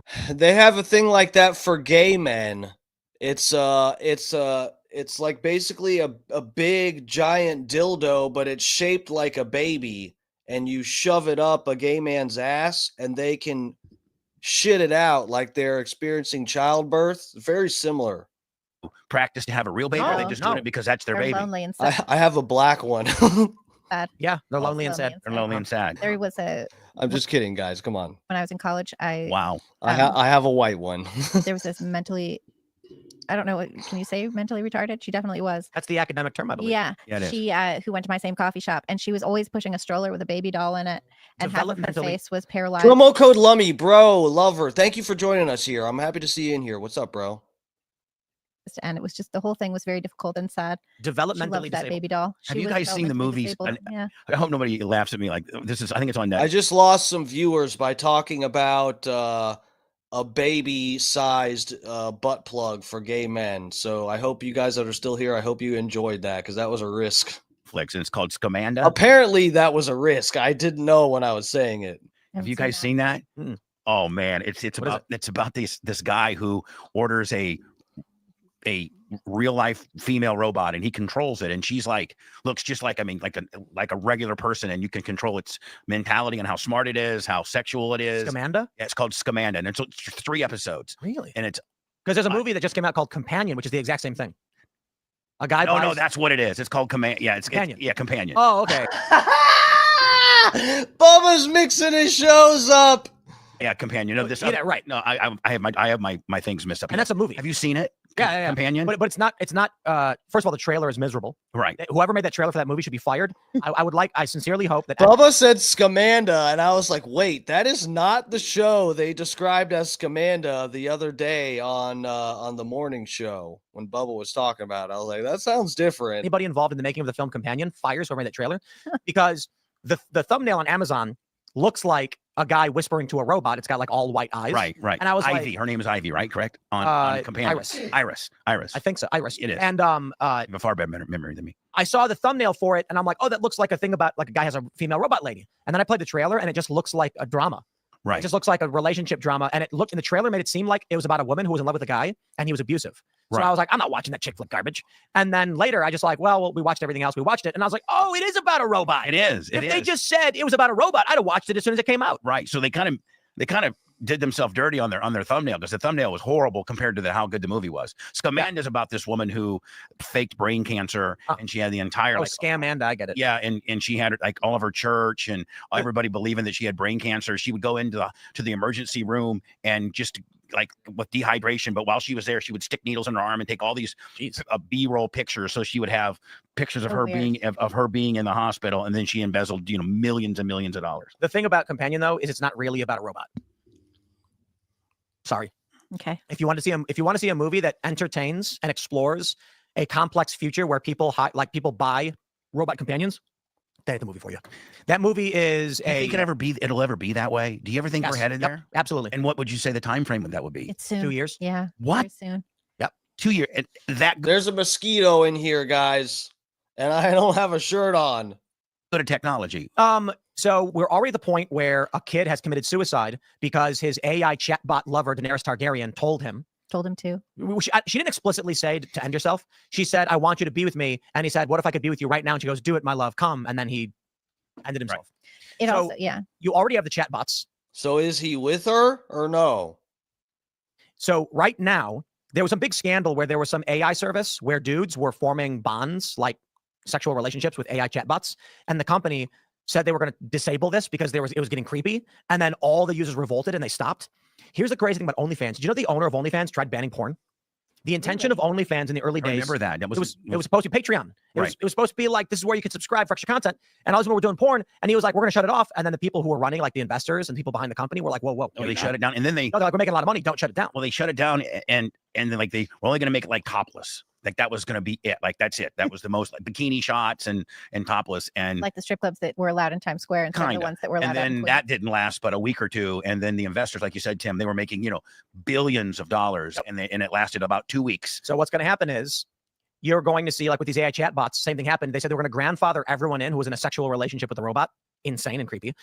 Now they've got the humanoid robots that are already starting to come out, and they're very rudimentary. But in a couple years, they're going to be substantially more lifelike. It's already possible to make human-like animatronics, but with the like Tesla Optimus bot, for instance, combine the existing 30-year-old animatronic technology with modern robotics, and you are very close to having these lifelike dolls. Now, 2 years, I think you already have these lifelike dolls. They sell them, but they're not animatronic. They're not like fully functional. Right. A couple of years, they will be. I think in 10 years, it's going to be like indistinguishable androids, maybe 10 to 15, but it's advancing very quickly. The AI LLM stuff is going to be freaky because already, this is crazy. In video games like I think Skyrim, and this was a year ago, someone made a mod, or a team made a mod for Skyrim. So are you familiar with Skyrim? Yeah. When you get companions, they're just generic pre-scripted companions. They run around, you talk to them, and they'll give you a line. There was a mod that connected it to ChatGPT's API, so you could actually speak into a microphone and talk to the character, and it would respond to you to whatever you said. I've seen these videos that Tim is talking about. I'm not very familiar with Skyrim, and I'm not exactly sure if that was, I think it is the game that I saw, but I've seen what Tim is talking about here. That exists now. You can do that now. Yeah. So you're playing, and you've got one of the companions in Skyrim, and you can say, what are you doing? And it'll be like, what do you mean, what am I doing? And it'll actually talk to you. Have a conversation with you. Yeah. This one video I saw, this guy was explaining to the NPC character that was somehow, using ChatGPT or some kind of AI, where he was explaining to this character that it's inside of a game and that there's a world outside of the game and stuff, and it was interesting. And it's ChatGPT, so it's still like chatbot, large language model silliness, but we are extremely close. Boy, but you're gonna get clowned if you're that guy that brings your chat robot girl. Nope. You don't think so? Nope. No, sir. You don't think because I can tell you when you don't think you'll get clowned? Absolutely not. Because I remember when it was cringy to say you met online. Okay. Now it's the default to say you met online. And so, like in that movie Companion, you saw that, right? Yeah, absolutely. The dude brings his robot Bangbot. He's a little more vocal than that. And so does his friend. Right. And no one cares because everybody has one. And we didn't even know into the movie that the dude, that his boyfriend, right, he's got a Bangbot too. They didn't let us know that he was a robot till later on down on the line. That's how good he was. There's also like AI robotish type companions that they give old people in nursing homes, like fake animals, fake animal dogs and stuff like that, just to keep them company. All right, let's jump to this next story, because we were talking about whether or not there was going to be a great civil war in this country. Well, I don't think so. You know why? Rosie O'Donnell has moved to Ireland after Trump election. It has been heartbreaking. The far left has begun to self-deport. Good riddance. That's it. When I say, oh my God, thank God, one of them actually left. That's incredible. Good Rosie O'Donnell has confirmed. This is great news. She's moved from the U.S. to Ireland. Who else moved? I thought Rosie wasn't MAGA. She's not. If she moves, she is. Wait, what? If she left America, she's making it better than when she was here. There you go. I thought you were all whacked out over there for a minute. Yeah, well, the funny thing is, these people have been saying for decades, if the Republicans win, I'll believe it. They never do it. They finally did. Yeah, I do give them credit. Didn't George Clooney, wasn't he one of them? A couple of them. I do give them credit that they're finally putting their money where their mouth is, and they're finally leaving. These celebrities that say, oh, if such and such wins, I'm out of here. Well, that's, Miami's got a better place now because she's gone. That is what's funny about X. All of these progressives who are on the platform complaining about Elon 24/7 while paying him. Mm-hmm. Like he has money because of you. You could feed all the homeless people in LA with the food that Rosie O'Donnell would have bought while living here in the US. Mm-hmm. Right. Mm-hmm. Right. But no one ever accused these people of being smart. So I like the fact that they're finally following through. She's a hero. Yeah, I like that. Saying it forever and ever. And it's something that you Ellen come back. What? Did Ellen come back? I think I want to say that she did. But look, I think she left because she was so mean to her people. The fact of the matter is, the left is notorious for this. When there are election results that they don't like, they believe that America failed them. They don't love America. They only love America when the politicians that they choose or they like are in power. And then when they're not, they start talking, we need to leave, we need to get out of here. Or they start talking about things like, oh, we need to not listen to the politicians, the politician we don't like, or we need to impeach them, we need to take them out of power. They only care about the United States when they win and when they're getting their way. So Ellen didn't come back. Get out. She didn't come back. Did not come back. In fact, this is from 3 hours ago. Ellen DeGeneres lists California property, reportedly her last remaining U.S. home, for $5 million. About that. Good riddance. And that's nothing in California. $5 million. That must be a shack. Yeah, I mean, unless it's I don't know how the real estate prices got affected by the interest rates and the wildfire. Yeah, true. So I mean, she also made a lot of money on real estate. Oh, did she? Yeah, I mean, I think the house that she sold was like what, 85 million, 35 million, something like that. She sold and flipped mansions, California mansions, right? Basically. But I think the one that she sold. Pat O'Brien, you sick fuck. He said, would you sit on Tim Pool's face, bro? Beanie off, bald, slippery, round head for you to caress? Dude. If it means I get $250,000 per episode and that money gets sent to me directly from Russians, then yes, I'll do it. Well, her final one was like 35 million. I have no idea. Yeah. You have to wonder how many of these celebrities that are fleeing are associates of, say, Diddy? Yeah, I wonder if they are giving up their citizenship too. Like, are they renouncing their citizenship? I don't think so. Or are they? I mean, I don't think taking so. That out. I think you're just moving to throw a fit, and you'll be back in 4 years if potentially the outcome's different in your liking. But I don't know they'll come back. I mean, with these prominent liberals leaving at a time when Democrats are in desperate need of leadership, they're basically saying the ship has sunk and we're done. How do they possibly recover from that? I'm not saying like Rosie O'Donnell is going to lead the Democratic Party, but she still is a loud voice for Democrat politicians. They're losing Hollywood celebrities and they have no leader. I tell you, one of the craziest things I heard, I mentioned this last week. Well, Rosie O'Donnell, if she left the country, she left the Democratic Party, right? What is she going to fly back here and vote and then go back to wherever the fuck she's staying at? Cassie Hunt, I think it was on CNN, asked Tim Walz, who is the leader of the Democratic Party right now? And he said, the American voter. And she went, She made this like face, like, what? Yeah, that doesn't mean anything. The reality is, there is no leader of the Democratic Party, which is kind of crazy if you think about it. Yeah, it's not whoever they just elected as DNC chair, whose name I officially have forgotten. No idea. David Hogg? David Hogg is No, more he's the famous than vice- whoever the I know. the Guy from the vice Parkland chair, shooter? That guy? He's more famous than the active DNC chair. And Wasn't wasn't he Stephen A. not even Smith at too? school that day? Stephen A. Smith has David Hogg was the Parkland shooter. Yes, Bubba. been making a little noise. Yeah. But- Listen, I had you guys familiar with John Morgan, the attorney Well, I'm just kidding. That was a false flag. from Florida, For the People. He's got the largest personal injury firm in all of the world, and he's one of the largest Democratic donors. When Clinton used to come to Orlando, he would stay at his house. Wow. When Obama came to Orlando, he stayed at John Morgan's house. He was, was a huge Democratic donor, and he was on my show just after they announced Kamala was going to take over for Biden. And now this is a guy. I mean, this guy is. I've been in his office before when he has called Bill Clinton.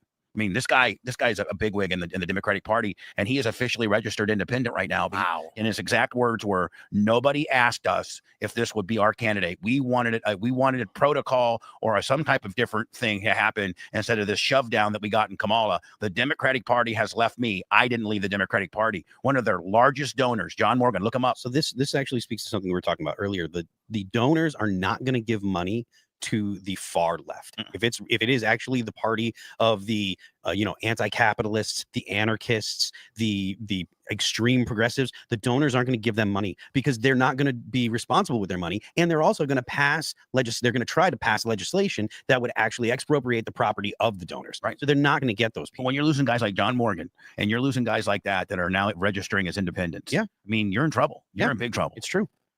And as long as the Democrats are fighting this fight, it's better for conservatives, for the Republicans, because it leaves people that are in positions of authority to actually institute policy that will benefit the American people. And now, granted, there's a lot of hemming and hawing right now, and there's going to be some people that are going to be hurt because they're going to be doing massive cuts to the government, and there are a lot of people that get their job from the government, and so that's going to take some time to work out. But once that stuff gets worked out, and you actually transfer the power from the bureaucracy to the private sector, you're going to see a better result for the American people. You're going to have the ability to start businesses and actually invest in yourself without the government having as much influence and having the government be as involved. And I think that's what the American people want. Again, Stephen A. Smith was, like you said, he was creating some noise, Going after James Carville, and going after Carville, and was actually trending. Where people were listening to what he was saying. He went on The View and set a couple of those girls straight. That's Steve. I like Stephen A. Smith. I like his sports stance and stuff. I don't know if he's necessarily should be the leader of the Democratic Party. I don't know. Maybe that's what they need. Maybe that's exactly what they need. They do need a loudmouth for sure. I mean, he's as good as anything they've propped up so far. Yeah. I'm just telling you that. But it's going to take more than a few years to recover that. Oh, yeah. Unless they get lucky. Watching these celebrities spiral out of control, it's just like they're not going to have the mechanism to prop somebody up. Mm-mm. The View is terrible. Oh, it's horrible. Goldberg is all like, I don't know what the problem is having. And she's the worst. Men and women's sports. I got an idea. Totally fine to me. I was watching that. Whoopi Goldberg, she's on The View, and she's like, I don't even understand what the big deal is. I got it. I volunteer as tribute. Here's what we'll do.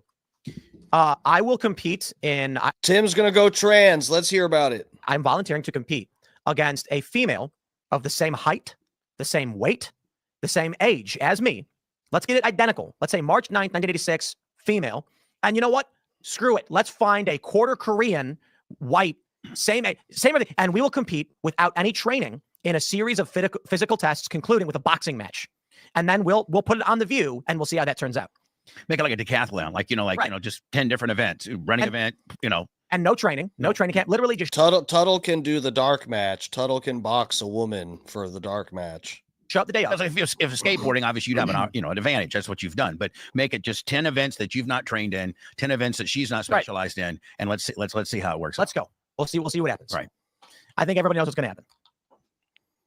Sorry, ladies. Hope you win in boxing at least. Yeah, that's the thing, because Joe Rogan has that famous video from 13 years ago. And he was just like, there's no question. A male, no matter what hormones they're on, is going to have more striking power. And these females who fought a trans woman without knowing said, one of the quotes is, I've never felt so much power before. Right. They've never been punched full force by a man. One woman had her skull cracked. There was this tweet thread that I read by the Helen Pluckrose. She was an associate of Peter Boghossian and James Lindsay. She did the critical theories thing. Yeah. She wrote that book with him. It was just yesterday, and she was talking about how most women don't understand how significant the strength difference between men and women are, because when men interact with women that they're actually not fighting with, when you're play fighting, men are moderating their strength. Every time I've play fought with my girlfriend or with any girl in the past, like, you don't go all out because you will break them. you'll really like women, women don't realize that. And that she made a really long post about it. She was like, look, most women have never had a man restrain them where he's serious, right? Like, because you know, if you're restraining your girlfriend or whatever, you're like, okay, come on. It's not like I want to stop her. It's like, I'm trying. Okay, come on, honey. But you don't want to hurt. If I grab my girlfriend and throw her, I'm going to injure her. She'll be hurt. Bubba, tell Tim Pool how you fought Awesome Kong. When during COVID, my son and I went down the shore and there were no kids around. You know, there were no kids around in New York. You couldn't go out and play or anything like that. And I was like, oh, like, damn, my kid is whatever age he was, 10 years old. He needs somebody to play with him. I'm going to have to play with him, you know, like roughhouse. And he's like 10, right? Rough him up a little bit. So we would like play wrestle in the dunes because I figured if one of us goes down in the dunes, no one's going to get hurt. Right, it'll be totally fine. It's sand. And by the end of the time we were there, I was picking him up and throwing him in the dunes, and he was having a great time. And you know, it was fine for a couple of months. And then at a certain point, I was like, we're done. And I was like, you're hurting me. We can't do this anymore. Probably. And I showed him our hands, and his hands were bigger than mine. His wrists are way bigger than mine. His arm is like, you know, like the size of my calf. Well, now he's 15. Right. But like, we haven't been able to play fight in a couple of years now. No. And I kept having to remind him, like, no more spankings. Bigger than, well, there was never really any of that anyway. But I'm like, you're bigger than me. You're stronger than me. Look at your hands. You know, I even said to his dad, I was like, you got to show him. And he was like, okay, your mom is littler than you know. This is this image we have pulled up. It's a very famous image that goes viral all the time that explains this. And it is the combined grip strength in kilograms between. What is this? The new gay flag? Men and women based on age. And you can see that around, let's say 24 years old, should be like right here. The strongest females are weaker than the average males. Yeah, and if you look at and that's the strongest females. Strongest females are weaker than the average males. Right. And then, I mean, and compare the average. I'm a little twink, but I'm sure I could still kick a woman's ass. The average male has around double the grip strength of the average female. And the strongest females don't even get that high in terms of grip strength. Right. I'm not surprised by that. And when you look at the regulations that were in place for the Olympics as to what men could compete in women's sports, you have to like take estrogen and lower your testosterone and all of this. And when women who take testosterone would try and like compete against men, no matter how much testosterone a woman takes, she doesn't hit the lowest end of male testosterone. Right. And men don't hit the don't get down low enough to ever be in the realm of women's nanomules per. The mystery has been solved. Can we pull this up? Libby, would you like to read the top and bottom section? I asked ChatGPT. Women generally have no. What's the question? Strength. Where's the question? Well, up the very top, very far right. Why can't women open pickle jars? I hand my kid the pickle jar. And what does it say? What does it say? Women generally have lower grip strength than men due to biological differences in muscle mass, tendon structure, and hand size. This makes it harder for them to generate the necessary force to break the vacuum seal on a pickle jar. I mean, I think it goes back to ChatGPT. MAGA, baby. The fact that men were hunter and gatherers using our hand, in the caveman, in the very start of man, we were always using our hands doing something, whether it's making an instrument or something. Men would famously go not ChatGPT, that's Chat MAGA. Gather wild pickle jars, and when they brought them back, the women struggled to open them. Right, and everybody starved until dad opened it. Yeah, but I mean, it is also great stories around the fire about opening the pickle jar. So men were hunters and women are gatherers, and you know why? That's right. Women like shopping so much because they gathered. Because gathering stuff. Yeah, they say it's like women tend to dress in more colorful variations, and it's because the theory is back in the day women would go out and why can women see colors better than men? I was just gonna say this. More men are colorblind. I know this from working in the floral industry. That more men are colorblind, and they say this is because women used to go out and gather stuff, and so women were more. Their eyes are more tuned into color and like, when you're gathering, you're more like trying to grab the right thing and be like, okay, we need this color thing. These fruits are good when they're this color, gather these plants that are this color. Whereas if you're hunting, you're just like, kill that thing that's moving and it's furry. You know what tetrachromat is? So people have 3 rods and cones in their eyes. I believe it's both. Women sometimes have 4, and they can see colors that men cannot. if a man has the same genetics that would result in a tetrachromat female, he's likely to be colorblind. Crazy, right? Right. They say that women, you can tell if you're a tetrachromat by looking at the clouds at like dawn. And if you see like purple around the clouds, it means you're actually seeing colors most people can't. Crazy. And it's because when we're gathering, they needed to discern the berries from the bushes. Right. So with that, women like to go shop and pick things out and bring them back to the family. It's also why they say women tend to be the ones who go grocery shopping and control the household. Right. Bob Cook, thank you for the appreciation. I appreciate all you guys fucking tuning in and hitting the like button and stuff. I see I got a few likes over there on the Facebook. Please, wherever you're at, hit the like button. I'm on here slutting it up 5 days a week. Absolutely whoring myself out for the content. So please, least you could do is hit the like button for me. Thanks, lovers. None of this explains why my entire closet is filled with black, navy blue, white, brown, and gray. And That's your personal choice. That's all I have in my closet. Yeah, you know, some women, not everybody's identical. You know what I mean? Everybody's Like a little different. color. No, but I mean, this really is. I mean, no matter how much the far left continues to assert that women. This is fucking awesome, Bob Cook. I'm so glad Tim Pool's channel isn't hitting me with one of the copyrights that takes your fucking stream down, because this is awesome seeing Bubba make it onto the Tim Pool channel. And again, we gotta thank Alex Stein. Men are the same, and it's just a social construct. That's where they're getting weird. That's just BS. It's just weird. You know what? At what generation? We all come from different generations. I'm 20 years older than most of you guys, but thank you, Stacy G. At what part? Where did we get weird? Where the weirdness start?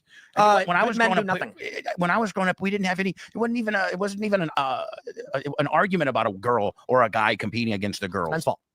Like where did it start? We can go back a long ways, but we can start with suffrage, for instance. Women were promo code Lummy. Thank you, sir. Yeah, no ads on my channel. That's not by my choice. I don't have the option yet because we're still struggling to get to 500 subs, but that's okay. But no, guys, we'll see how it goes. I don't know if I'm gonna allow ads on my stuff. I hate to do that to the live show, but I probably won't, guys, because you know what? I know it's not every night and I don't expect it, but once in a while, you guys, there's people in the chat that throw a hundo or a 50 my way. Airplane Willie, Dutch Duke, Keith Yaher, all you guys that support the stream. You know, I'm not trying to pressure anybody, but, it does help to make a little bit of money off of it because it costs money to stream. I have to pay to stream. And on Twitter, too, I have to pay for the blue check to be able to stream on Twitter. So it does help me out a lot. And the time I put into stuff, I have to, I got to leave early sometimes from work when I'm trying to get a parody song done while it's still a viral topic and stuff. If anybody does want to throw a few bucks my way, you can do that at PayPal.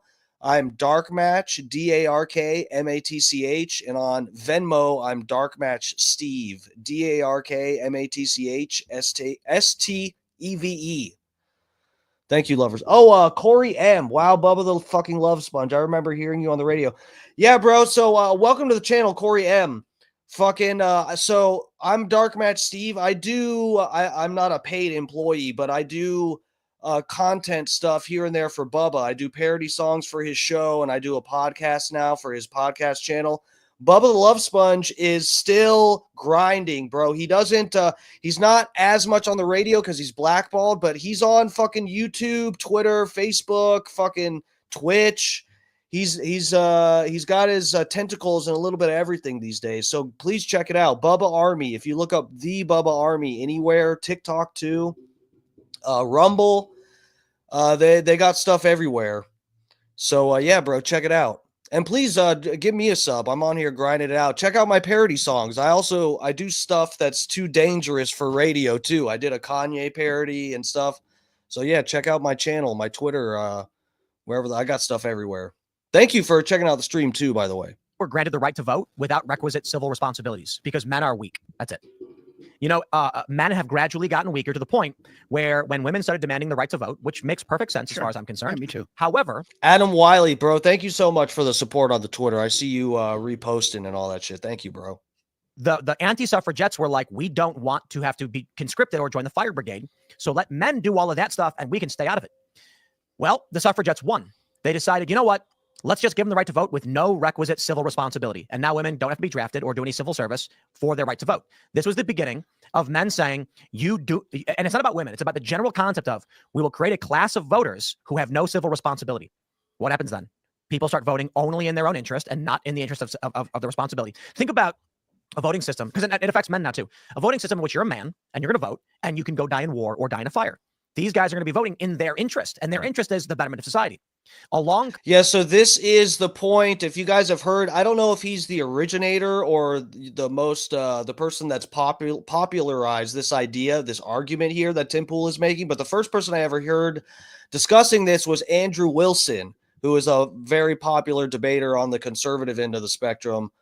He's all over TikTok and YouTube and stuff. He goes on the Whatever podcast a lot and debates these OnlyFans whores. But this argument that against women voting, and I guess I wasn't fully aware of people having legitimate arguments for that, and that's not just a joke, a trolling recommendation to take away women's right to vote, because that is funny to say that, but this is one argument that they make that I think is a legitimate argument, that men, when they are voting, men are probably consciously more concerned with war hawk presidential candidates that they want to keep out of office, because they themselves, the men who are voting, don't want to end up fighting in some useless fucking war. Whereas women personally are not worried about that because they can't be drafted. One of the first instances where they say men's lives are like directly on the line when it comes to voting.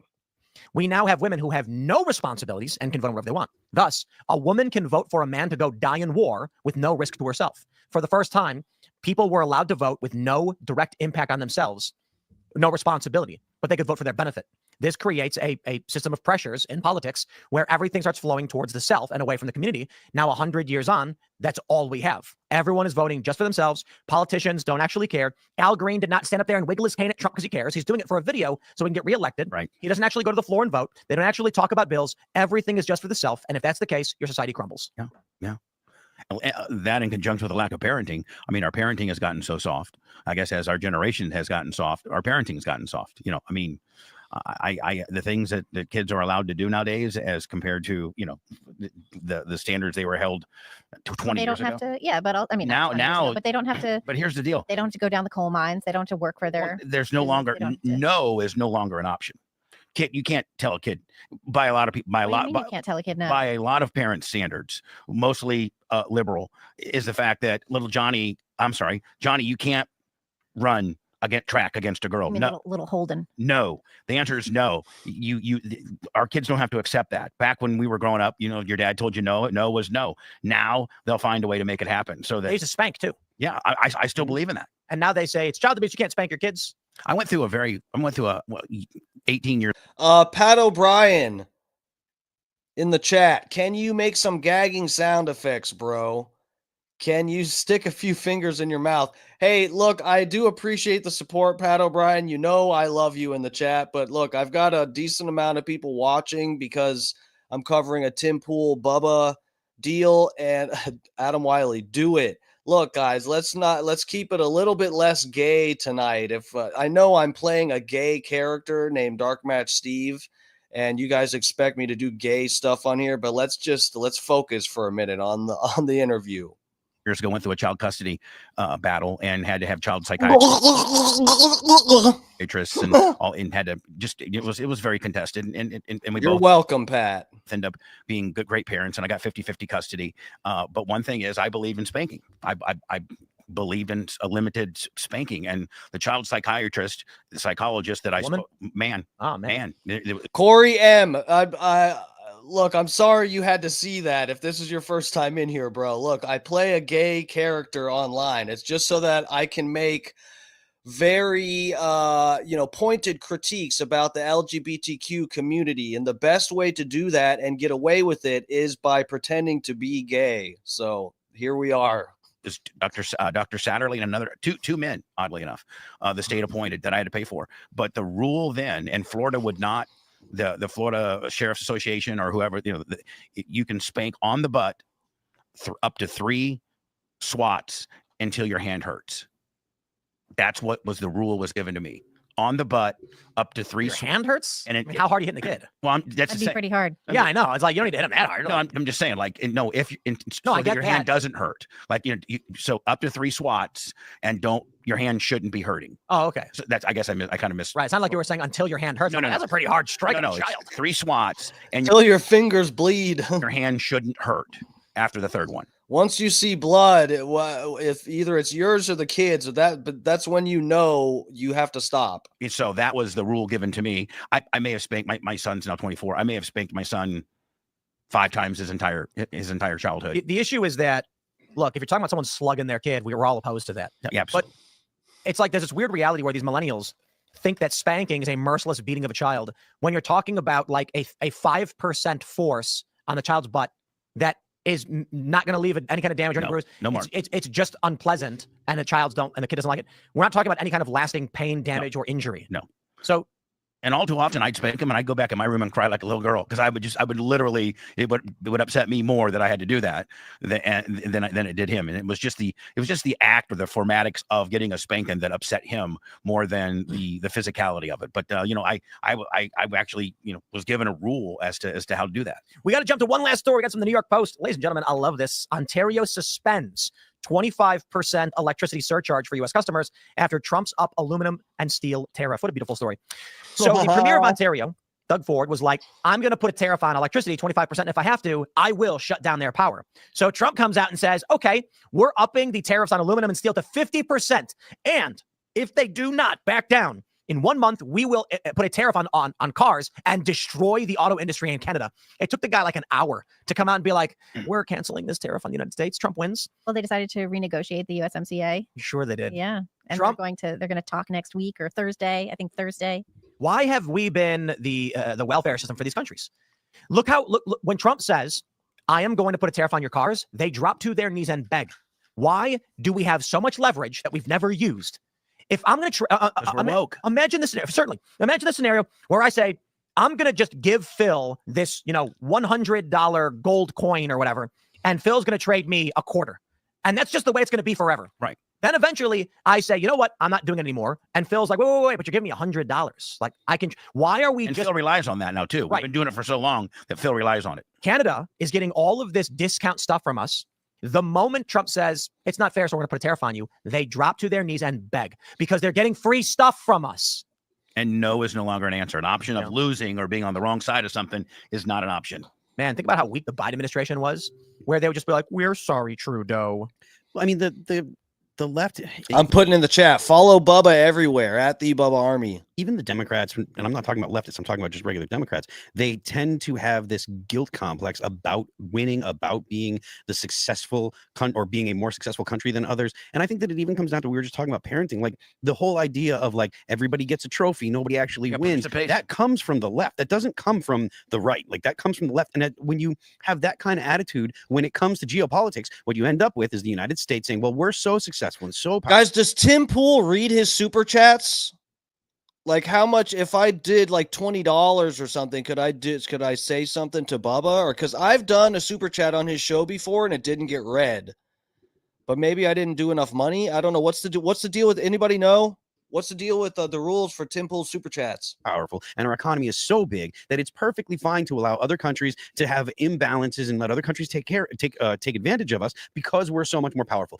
It's kind of like that participation trophy. Well, yeah, but it's kind of like, oh, we're so much better than you and so much stronger than you. We need to lift you up and help you out. First of all, that does nothing good for the other countries, like for us to be like, oh, here, let us go ahead, and whether it be foreign aid or whatever, there's no reason for us to give money away. There's no reason for us to have like the significant trade imbalances. There's no reason for us to accept that some countries have massive tariffs on our products that we ship to them, but there's no reciprocal tariffs on their stuff. This is all that kind of protectionism for other countries. It's all unnecessary. In the United States, the government should be standing up for the United States and for the American businessman, for products that are made in America. Like that should be normal for the government, and they just don't. And I don't know why they because haven't. it's not been normal for however many years. Now it's such an abrupt, so now it's like such a, oh my God, you guys are barbarians and on doing the right thing and trying to be pro-America and make the playing field a little bit more even. And now it's because they've had it so good and been spoon-fed and had training wheels for the last 4 years. Now when we try to just right the ship, we look like a bunch of barbarians, and we have to use strong arm tactics to get things back to where we should have. If you got a spoiled kid, they've never been disciplined, they're going to cry and scream when you tell them no more ice cream. Yep. And that's what we're seeing right now. And the premier of Ontario, imagine this. Donald Trump says to this little whiny kid, no, you can't have the ice cream anymore. So the kid screams and says, oh yeah, I'll hold my breath. And Trump says, okay. Hold it. He held his breath and then gave up. Right. Because he had nothing. He had no leverage. Flying up here yesterday, I had this kid behind me, and he wanted his toy, some kind of toy. Kid was 2 years old, and he threw an absolute screaming, blood curling, just absolute fit. And the parents wouldn't hold the ground and say, no, you're not having the toy. The kid got the toy. And that's kind of what we're going through. The kid gets the toy. Yep, because what really irks me, and now getting into like the parenting analogy, is parents who just give their kids tablets and then stop paying attention. Because I've seen like friends of mine, their kids. Pat O'Brien, you sick fuck. Can't control myself. Show us those fucking piercings. Oh, what do you want from me? What do you want? Is this what you want? Is this what you want, Pat O'Brien? Is this what you want? God damn it. I'm not pinching them. No, you're going to get me in trouble. Go ahead, just give him a tablet, and that's what babysits them. And then I don't know if I'm allowed to do that on YouTube. And what ends up happening is they become addicted to psychotic content. And then, I hear from people saying things like, well, my kid loves this. Sick fuck. And he gets mad if he doesn't get it. And I'm like, how does he know it exists? Right. When did you decide that this psychotic and deranged YouTube kid stuff, and it's deranged, should be in front of your child? You let them watch it. I'm not edging. We are edging. And now they're addicted to it, and that's going to affect them forever. And if they do get mad, let them be mad. Yeah, let them throw a fit. I mean, let them throw a fit. You know what? My daughter's going to be watching nothing but BBC nature documentaries. Yeah. She know everything about lions, giraffes, and... She likes BBCs, huh, Tim? That's weird. Kidnas. Goodness. That's right. I'm not going to... There's kids programming is fake, and I think it is wrong, and I view it as You have to evil. pick it out for them. You have to pick it out for them. I want to say kids' content is evil. One of the best pieces of advice I got from a kids' content is that you're letting your daughter watch BBC. Some friends of mine who'd had kids before me, they said, don't ever play kid music for your kid. Just play the music you like. Yeah. And so my son has good music. He never listened to any of that trash. So the idea and I never had to listen to it. Think about content for children. This didn't exist 200 years ago. Right. Kids were just, they learned from the adults around them. They watched what their dad was watching. There was no TV. Right. There was nothing to watch. Right. 200 years ago, it was you'd get up and you'd watch your dad. Kids' songs these days are all like, you can be trans, you can be trans, change your gender, it's a lot of fun. You can be trans, you can be trans, cut off your tits and your dick. Farm. And you'd watch the chickens, and you'd go out and you'd do work when you were 7. Now, you've got kids content, I like kids' music. which treats children like they're developmentally disabled. And instead of children, of humans, growing up and watching what adults do and how they behave, they're watching deranged, quote unquote, kids content that they don't speak in complete sentences. They speak very strangely. So a kid growing up 200 years ago would hear the dad say, oh, we got a storm coming in. We're going to have to bring the animals in because this is going to be a big one. And they learn to talk like that. Now they hear there's a storm. Do you know what a storm is? Well, only on the TV. I mean, unless that's what I'm saying. Parents do that. And they're handing tablets to these kids. Parents do talk that way too. Well, it's not even about that because maybe they do. It's perpetual. I mean, that's ancient. They give a tablet to a kid, and the kid gets 4 hours of people talking like they're developmentally disabled. Right. And the kids are going to adopt these behaviors, and it's going to stunt them. And we're going to be dealing with a generation of these people who vote. Right. Not too long from now. Nope. Those are the people that have to take care of you. I'll be dead. But those are the people that have to take care of you as you get older. No one's going to take. Bro, I fucking hate it. Let me say, I don't know. I'm obviously not going to be raising a child because I'm a gay retard, but I can say I remember from being a kid, and anytime I interact with my friends' kids, I'm conscious of this, that I don't baby talk little kids too much.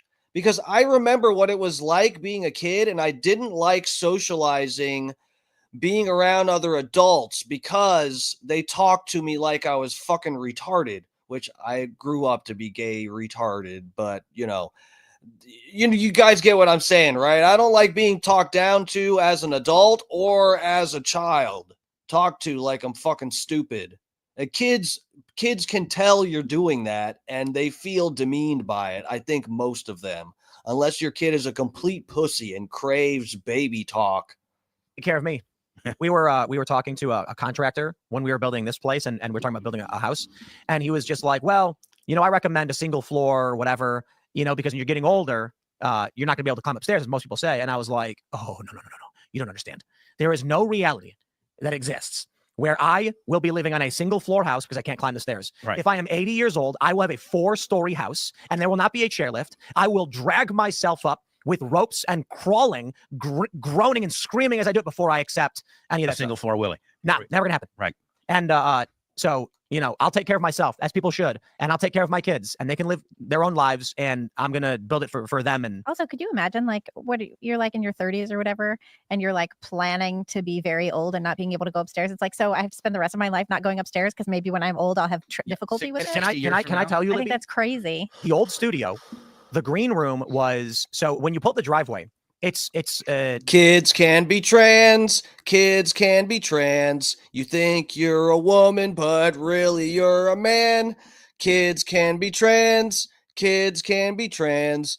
Cut off your tits and your dicks. If you go to the right, it's slightly uphill, and then you're on the first floor. And if you go to the left, it's slightly downhill. So when you pull in, you're actually at basement level. You then walk into the green room, which is a little bit 3 steps down. And then you have to walk up 1 flight of stairs. I believe I heard that song on Blippy. That's where I heard that. Blippy. And then you have to walk up a 2nd flight of stairs to get to the old studio. We had many guests. That guy Blippy that did a video where he like covered himself in shit or something. Didn't Blippy eat shit in a video or something like that? There was something I heard about that. Who are in their 30s who struggled With stairs? with 2 flights of stairs. Dennis Kucinich ran up the stairs. Yeah. And he's like 70 something. Me, I would jump. I jump 2 stairs at a time. I run full speed up. Boom, boom, boom, boom, boom. And I was actually surprised how many 30-year-old individuals, people like 35, 36, commentators, personalities would be using the railing and going really slow as they walk themselves up the stairs. I was like, are you kidding me? Wow. I'm a fat ass and I got up the stairs okay today. Yeah, no problem.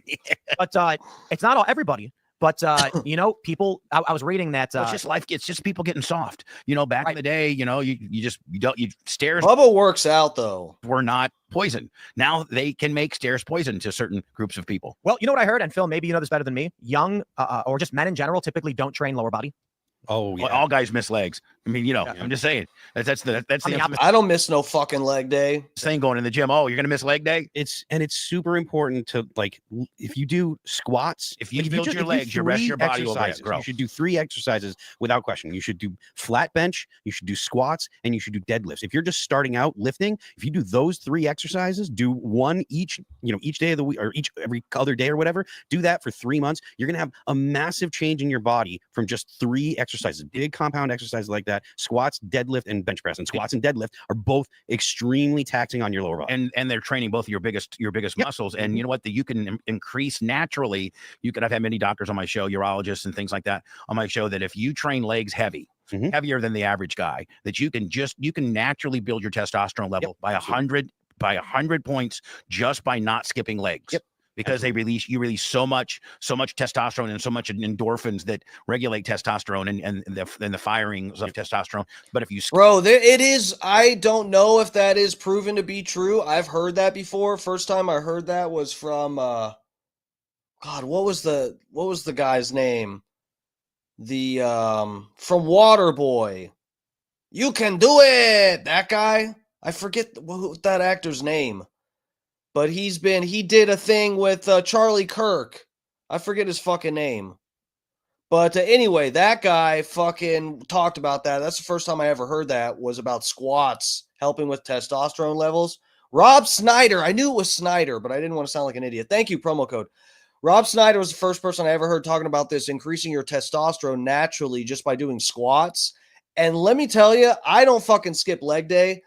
I actually do enjoy doing squats, but it is a bitch. And you can, I don't know if it's the testosterone that I can feel or whatever, but when I do fucking squats, it's like, it just feels like it's building. It actually feels like you're building some kind of like full body inner strength or something. Like it feels like a whole body workout almost when I do fucking squats. Skip legs and you're just Johnny upper body guy, that your testosterone will be naturally lower because you skip legs. I'm going to let this play for a second. I have to go get my power cord because my fucking Mac is dying now. I do legs twice a week because I do deadlift. I do a deadlift day, which is basically I'll do deadlifts and then I'll do like hamstring curls. Sometimes I'll do thrusters for glutes, and then on quad day I'll do squats, and then I'll do extensions, and usually I'll do like some kind of lunge or something like that. But I do legs twice a week. And I only have leg day. That's because you skate all day or skate. Sorry, I can't flat bench anymore, so I incline. I just do incline bench. So I incline more than I flat bench. The leg day is really, really important. And if you have a Smith machine, there's no excuse for you to, because at that point, if the squat goes awry on you, you can get out from underneath it. Squats sometimes get tricky, on a person. There's a viral cross section of male thigh muscle mass at 30, 50, and 80. And it's of the average male. Yeah. And it's like by 80, there's nothing left but fat and there's no muscle. And this is why people struggle with stairs. That's awful. And then they compare it to a runner of the same ages, and the muscle's basically the same the whole time. If you don't use it, you lose it. I'm 60 and I got pretty good quads. That's good. I got unbelievable calves. You'd die if you saw my calves. Yeah, my calves suck, but I have a quad sweep. And you have to do legs. You can't skip legs. And it's so easy to skip too. Yeah, because man, those curls look good. Those cable crossovers look good, but you got to get legs. When I was a kid, I got my first pair of rollerblades at 7 years old, and then you start rollerblading, and your legs just get fit. Oh yeah. I mean, and your core and your balance and all that with skating. I mean, people don't realize with just skating how much you're building your core. Just your everything. Yeah, then just staying stable and not falling down is building your core. And the other thing too about skateboarding is that the ollie is not largely jump power; it's largely core power. The reason why men can ollie is the jump technique in skateboarding. Men can ollie higher than women in skateboarding, not necessarily because they have more fast twitch muscle, which they do, but because men's center of gravity rests higher. What happens is you jump off the ground and then you pull your legs up to your chest. Right. And because your center of gravity is higher, you can pull your legs up higher than a female can when she tries to do the same thing. So women not only have less fast twitch muscle, they require more jumping power. I had to disconnect the good camera, guys. Sorry, I'm blurry now, but we had to plug in the Mac here. Clear the same obstacle. Thus, it is much harder for them to get on obstacles in skateboarding. We were talking about guys versus girls, men versus women on sports, and the grip strength and the hunting and gathering and all that kind of stuff. But in your specific sport with skateboarding, and I'm not familiar with it, like the number one guy in the world compared to the number one woman in the world, is it just a vast difference on their ability and skill set and the kind of tricks they can do and the height and stuff like that? A 12-year-old boy is better than the best seasoned female pro skateboarder.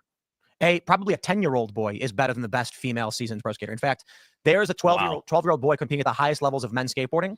And it's just, look, man, I think the thing about, we talked about this before, like when you watch women's tennis, if you don't know anything about tennis, I watch women's tennis and I can't tell the difference between that or men's. They're like, but the ball's going faster. And I'm like, dude, I have no idea. Right. I see people playing tennis.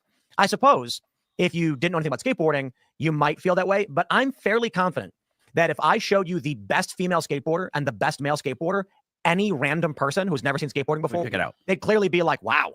Because the dudes, like, let's talk about vert skating, half pipes. Like, it is only in the past couple of years women started doing rotations. So to be fair, the first 540, I think, was maybe like 15 to 16 years ago. The first male 540 was in the late 70s. The first male 720, which is 2 full spins, was done in the early 80s. The first 900 rotation, 2.5 spins, by Tony Hawk in 1999. The first female 900 was just last year. 25 years later for a female to finally hit that. What are we at now? Like 1260. That's where they're at now, 1260. Yeah, I think Mitchie Brusco. Is it Mitchie who did the 1260? I think it was Mitchie. And no one really cared. It was kind of crazy. He landed a 1260 on a skateboard, and it's just like, nobody really said anything. It's a natural progression then. That's 3.5 spins. Yeah. If you watch male vert skateboarding, every trick they do, save for some where they're just turning around, is going to be spinning with the board flipping underneath them and they're catching it. If you watch women, they go up and down a couple times. Right. Yeah, no joke. They go up and down a couple times. And I mean that no disrespect. There are some female runs. They're starting to do more 540s, which is it's 1.5 spins on a half pipe. So you go up, you spin around, 540 degrees. There's no question. And the funny thing is, they keep making this argument in sports that it's after puberty. So they're like, if a male individual went through transition before puberty, then they don't need to qualify. No, the first 1080 spin was done, I think, by like an 11-year-old boy or a 12-year-old boy. So this is way before puberty. way before puberty, Right. or I mean just before. Or yeah. But if you compare a 10-year-old boy to a 10-year-old girl, it is. There's no question. Right. There's none whatsoever. You're going to be like, dang. Right. The skill and ability it's insane. Right. Anyway, let's go to Super Chats and Rumble Rants. My friends, smash the like button, share the show with everyone you know. Become a member of Rumble Premium. Go to timcastpremium.com. That will automatically set you up to sign up with promo code TIM10. It gives you $10 off an annual membership. And we're going to have that uncensored call-in show coming up at 10. And oh boy, do we have something not so family-friendly for all of you in that uncensored portion of the show. So I'd say you don't want to miss it. But this story is really gross, and maybe you do. Oh, no. But I still recommend you subscribe and watch the show anyway, because it's going to be fun. If you're prepared for the harsh realities of modern American politics and what it's turned into. You know, there was something I was going to talk to you about, and I'm not. I hope that this isn't. I kind of know the rules of radio and things like that a little bit, and hope this isn't out of line. But you opened yesterday, and I know they're a good sponsor of yours, and you opened the show up yesterday with a sponsor that protects your mortgage and your identity and all that. Okay, and again, I guess maybe I'm throwing a plug to your sponsor. I don't know, but anyway, as you were going through what it does for you and all the how easy it is to steal your identity and go down to the courthouse and get a second mortgage and a HELOC and all that kind of deal. There's a guy, and you guys might want to research him. He's not unbelievable. He's really a bad person. His name's Matt Cox. And he did 17 years in federal prison. He's from Tampa, and he has his own podcast and he has his own YouTube channel and whatever. It's Matt Cox, but he specifically did exactly what your service did. He would go in and create a fake, what they protect against. Yes, what your clients protect against is exactly what he did to people. Wow. Including taking their homes, remortgaging their homes, getting HELOC on their homes. He would first steal their identity, and then he would go in and create documentation and bank statements and all this kind of stuff. He's out now, and he has, I'm not trying to promote his stuff, but he's like, I did a super chat, guys. Let's see if they read it. One of the number one identity theft guys. Wow. And that stole people's homes from them. And it's exactly what your client offers. And so I was like, the protection, you mean? Yeah, the protection of what your client offers. The bad people. They don't offer to steal homes. No, they offer you to so that Matt Cox can't steal your home, because he's still, and it ended up being on American Greed. You know that show on I forget what network it's on, but it's American Greed, and it's Stacy Keach, I think, is the one that narrates, and it's about people that have been real greedy over the years and stolen bunches of money and stuff like that. They did a whole special on this guy named Matt Cox. And so as I was listening to you talk about your client, I'd be like, man, people really need to take note that does happen in real life a lot. Let's grab some super chats. Before we do, my friend, smash the like button, share the show as I said. And also, it's 3/11 day. So why don't you put on Beautiful Disaster and enjoy this wonderful holiday for those that listen to good music. Today's my mom's birthday. That's a good day. Yes. Birthday. Happy birthday. Right. Shane H. Wilder Happy birthday, Janie Cakes. says, happy belated birthday, Tim. The loss of Jamie White doesn't seem like just some burglary gone wrong. APD sucks their job, so I wouldn't trust them to tell us what really happened if they knew. I believe the story is that he was trying to stop a carjacking. Is that what it was? They were breaking into his car and he tried to stop him. Into his car is what I saw today. And then they shot him. Yep. But look, guys, that doesn't mean much, right? If there's a journalist who's investigating something, and I'm not saying this story specifically, but how do you think they would take that? I hope I'm not too late, guys. I hope I got the super chat in time so that he reads it for Bubba. Person out. Do you think they would just walk up to him and yell, "This is for the government, don't investigate us, bang, bang, bang"? Or would they be like, "Hey, you, give me that car. Oh, I'm a regular old burglar." The fat pig. What's up, bro? Thanks for joining us. Good evening, sweet cheeks. I got the candy ass. Right. Exactly. All right, let's go. Let's grab some more super chats. Jason Dixon says, timcast.com equals more money to do good stuff. Timcast.com Discord means you showing up, plus you showing up more equals more money to do more cool ish with. How about you spend some of your time with us for the first time in the Discord? I am in the Discord. But y'all should, I think he's talking to everybody else. You guys should join the Discord server so that you're not just passive listeners of the news. You actively get involved. If you've been wondering yourself, what can I do? I don't even know where to begin. You start by meeting people. So you go to timcast.com, you click join us, you join the Discord community, and instantly, whatever you say is seen by 20,000 plus individuals.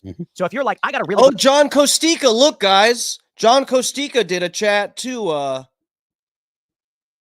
Hell yeah, Bubba's the man. Fuck yeah, John Kostika. Good idea.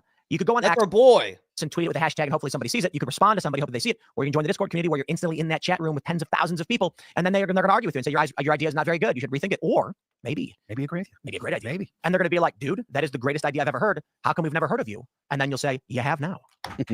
All right. Real John from Naples says, Bubba Army representing. Real John from Naples is a great listener. Thank you, John. Right on. What do we got here? Beavis McLean says, Tim, you were the inspiration for my addition to the culture war. If you want the most hilarious stories from the military service, look for Camo Comedy Podcast. That's 2 M's in camo. Find out how many Jeeps you have to borrow. POS, who is your guest tonight. Oh, geez. Oh, wow. I'm pretty schools are a waste of time. I believe in homeschooling in the right situation. Oh yeah. Yeah, I am. My experience at school has led me to cheer for the destruction of the Department of Education, which we didn't really get into. But John from Naples, guys, that's one of our other parody contributors for the Bubba Show. Hasn't sent in some stuff in a while, but yeah, that's our boy too, John from Naples. I'm gonna plug in my other camera. I got a little bit more juice. They order all the employees to leave by 6 and not come back. Right. And it's just like, look, man, schools are miserable places and they're daycare centers for a destroyed economy where both parents are forced to work because of the nature of the liberal economic order, and now it destroyed families and their households. And it should be, and as it has always been, that you can have 2.5 kids and just the dad works. Used to be. And that's when school was okay. But the problem is now that both parents have to work, school is daycare. Right. And so parents are like, I have no choice. And then you're giving your child to the state to be indoctrinated with garbage nonsense. I ain't playing that game. Dan Wiz, bro, thanks for joining us. How's it going, dude? Let's go. Richard Slammer says, well, Tim, I've tried 10 times Super Chat. What I feel about the fat POS who is your guest tonight. Oh, geez. Oh, wow. I'm pretty sure you've never Super Chatted about Bubba the Love Sponge. Or if you did, I've had no reason to read it, because why would I read a Super Chat about Bubba when he wasn't here? Right. I have a lot of trolls too. Yeah. People that really hate me. Well then. JP says if green card holders can't use the second, they can't use the first. Interesting. I did see one person argue that green card holders are not what's the right word I'm thinking of? Right. No, green card holders are not subject under the provisions of 221 subsection I. Well, we went through that. There was only that one exception, and that was talking about visas and documentation. And I think the argument is that green cards are further documentation. Right. And that's the argument the Trump administration may be making. We'll see what happens in court. You're talking about what Adam Wiley said. How do I watch or sub to this guy? He's on YouTube, I believe, Rumble as well. If you're talking about Tim Pool, just go to Timcast. Brandon Rodriguez says, Phil, I love Destiny 2. What class do you play? I got all three, but I kind of main Warlock usually. Yeah, like who doesn't play all three? You know what I mean? don't know. My first character was a Warlock, because it was described poorly to me. Otherwise, I would have played a Hunter. And then, you max out Warlock and you do Hunter. Titan's boring. I agree. I don't like the Titan jumps. The Right. Titan jump is annoying. The Warlock and the Hunter are the best jumps. So. Yeah. Uh-oh. Yeah, Hunters. Yeah, the Hunter's triple jump, right? Well, the Warlock's at the air. So it looks like the chat is disabled. That means the show, I think, is over at the time. We're behind a few minutes. I wonder if my super chat made it through. It'd be a bitch if I just wasted $10. Air dash, which is fun. But the triple jumps make for better glitch hopping. Yep. And reaching faraway places. And cheesing. And cheesing's allowed. Cheesing is allowed. Absolutely. If the game function exists, you're allowed to do it. Absolutely. Just because they're like, well, there's no honor in doing that way. We're playing There was a cheese that the developers actually made into an actual thing in the game. Oh, really? I forget what it was, but there was a glitch that people had found, and they were just like, oh, and so many people did it, and it was so popular that they actually made it into something in the game. So for those Dan Wiz, yeah, I have it fast forwarded. I'll slow it down some. The show's over already, I think it looks like, so I'll slow it down to 1.5. don't know what that means, cheesing, is in a video game, let's say there's a big dragon and you're a knight and you're supposed to fight the dragon by blocking the fire with your shield and then swinging a sword at the dragon. And then someone eventually finds out that if you jump on this rock to the left, the dragon for some reason can't throw fire at you, so you can keep hacking away without having to worry about the fire. That's called cheesing. You found a way to beat the game in a way that makes it very easy and the developers didn't intend. That's the game. I got no problem. Yeah, I mean, maybe the developers made that gimmick so that people would be a little cult-like thing. People would find it. Well, to be fair, they end up, they patch them out. Oh, so when they early Destiny, bro, you played Destiny 1 when it first came out? How much fun was that when you could just farm all the engrams, and then they were like, "You're having too much fun, stop," and then they disabled it, and I'm like, so like on an update or something, they'll take it out. Yep. Yeah. Back when you could use Sparrow, you could use the Sparrow to go through walls. Remember that? Yep. The wall glitches. And then there was you could go to areas that were in game that weren't yet released story wise. So there were actually parts. This is going to be really great for Bubba, I think, guys. This is really fucking awesome. I'm so happy for Bubba. Map that were blocked off, and we would break through the walls by glitching and then going and exploring the future, the future expansions.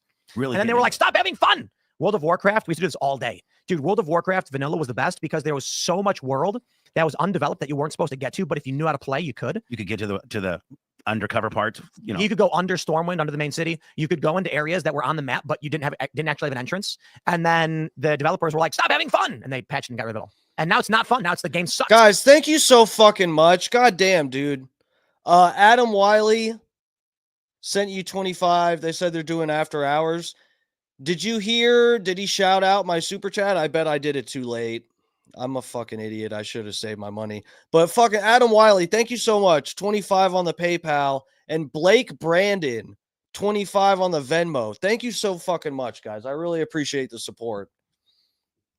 I'm really on here fucking grinding 5 nights a week, and I do parody songs and everything else. It is I love it. I fucking love it, but it is a lot of work, and I do have to pay to stream. So I really fucking appreciate that, guys. Yeah. And I know some people still play it that are listening right now. What are your favorite games like that you guys play now? I play Destiny 2 mostly. I've always liked Halo, so like I've got Halo, the class. Hasn't Halo been around for what, 20? Still good though. Halo's fun. The original Halo came out in the aughts sometime. I don't remember. Buy the sub. What are you talking about? Do it. Buy the sub. You subscribe to his channel for free. I think the membership costs money. I personally think Halo 3 was kind of like the apex of Halo. I got into Halo like a lot. Oh, you're saying the after hours thing is sub only? What do you mean you're wasting YouTube? Adam, be clear. What are you talking about? Yeah, buy it. Fuck. They started doing multiplayer during Halo 2. So I've been a fan of that game forever, but I like first person shooters. So Halo and I play Call of Duty some, not a ton. But yeah, mostly Destiny right now. I like Destiny 1 PvP was way better than Destiny 2. Yep. Because what they didn't like about it was that everybody just eventually started using shotguns. But come on, you would slide shotgun blast, and that was the most fun. And my KD ratio, like was it KD kill death? It's been a while since I played. Was always super high. And then they were like, no, we're gonna get rid of that. And then Destiny 2, they were like, we're gonna nerf shotguns and we're gonna make it so everyone's using primary. And now it's like distant stuff. And I'm like, ugh, whatever, I guess. It's still fun.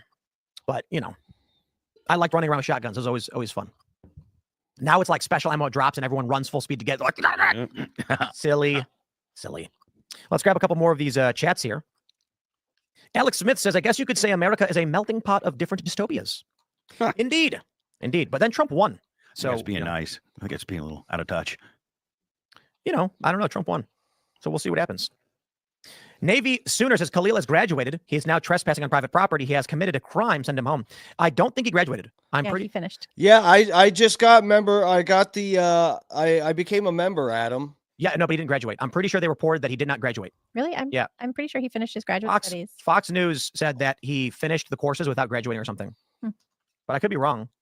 I just didn't want to put my payment information up there, but yeah, I subscribed. Yeah, they said that he completed his studies before enrolling in Columbia, where he earned a master's degree in December 2024. Oh, okay. So I guess he did. Yeah. Master's. International studies. You went to Columbia. Yeah, graduate school. All right, everybody. But it took longer than a year to get out. We're going to go to that uncensored call-in show, and I mean, you probably want to hear the story we're going to talk about, but you're going to be mad that you did, and you're going to be really angry at the state of modern politics, but it's okay. Smash the like button. Share the show with everyone you know. My birthday was last Sunday, so if you'd like to give me a gift, join Rumble Premium using promo code TIM10. Not only will you get to watch the uncensored call-in show, you'll get Mug Club, you get premium content from Dr. Disrespect, and so much more. And we've got big news coming. We are taking the world by storm. Rumble's got to win. You can also join our Discord server at timcast.com to get involved in our community where you can actually call into the show. You can follow me on X and Instagram at Timcast. Bubba, do you want to shout anything out? No, I appreciate you having me. All of my stuff pretty much is at the Bubba Army across the board. And what an honor to be here with a legend, my friend. It was an honor to have you. You're the legend. Well, you're 96. Yeah, back in the day, Julian Jumping Perez, Bad Boy Bill, Tim Spinning Shomer. So my Hit Mix 5. My buddy Andy's here, who's from Chicago too, and as soon as he said B96, he started yelling out the B96. Oh yeah, it was Jumping Perez. Yeah, Julian Jumping Perez. That was my boy. He actually ran for an alderman office in Chicago. I don't know that he won, but he ran for an office in Chicago. Right on, man. Well, we're gonna be going to that uncensored show, but before we do, Libby, what's up? I'm Libby Emmons with the Post Millennial. You can check out everything that we're doing over there, thepostmillennial.com, the Post, and so much more. And we've got big news coming. We are taking the world by storm. Rumble's got to win. You can also join our Discord server at timcast.com to get involved in our community. News said that he finished the courses without graduating or something. But I could be wrong. Yeah, they said that he completed his studies before enrolling in Columbia, where he earned the story we're going to talk about, but you're going to be mad that you did. And you're going to be really angry at the state of modern politics, but it's okay. Smash the like button. Share the show with everyone you know. My birthday was last Sunday, so if you'd like to give me a gift, join Rumble Premium using promo code TIM10. Not only will you get to watch the uncensored call-in show. TIM10.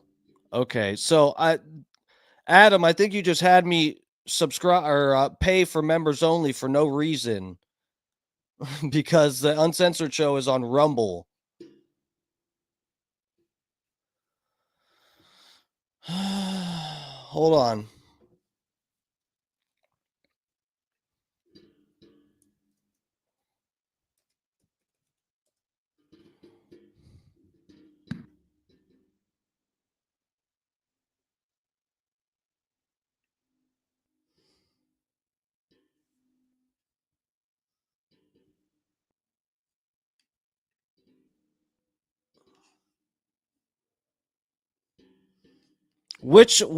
God damn it.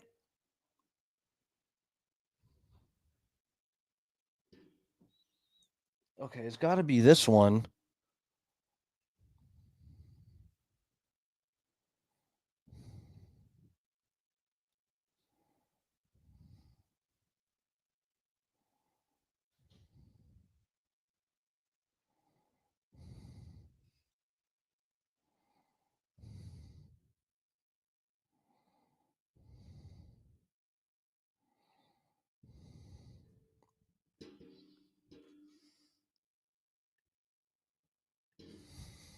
What was the promo code? Tim01, right?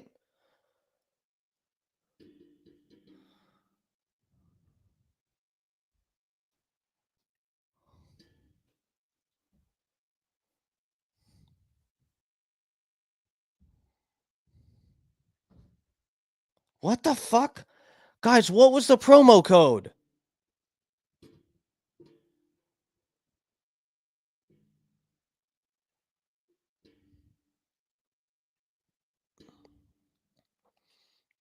Okay. I'm on oh,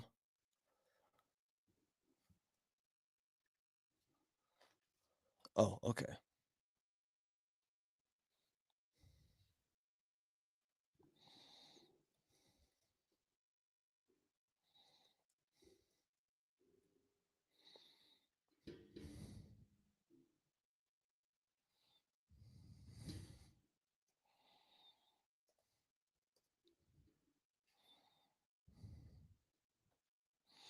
All right, we're processing payment. Let's see if we get to the uncensored show. Payment success. Continue.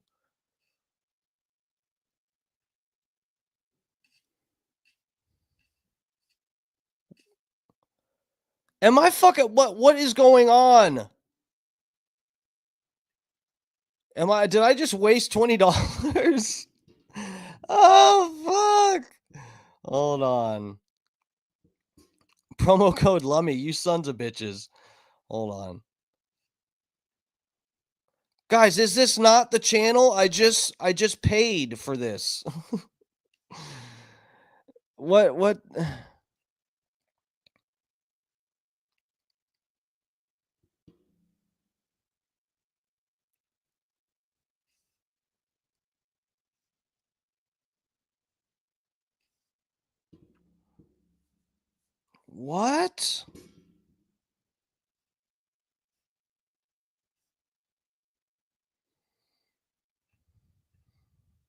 I'm refreshing. Let's see. Okay, that did nothing. Guys, what the fuck?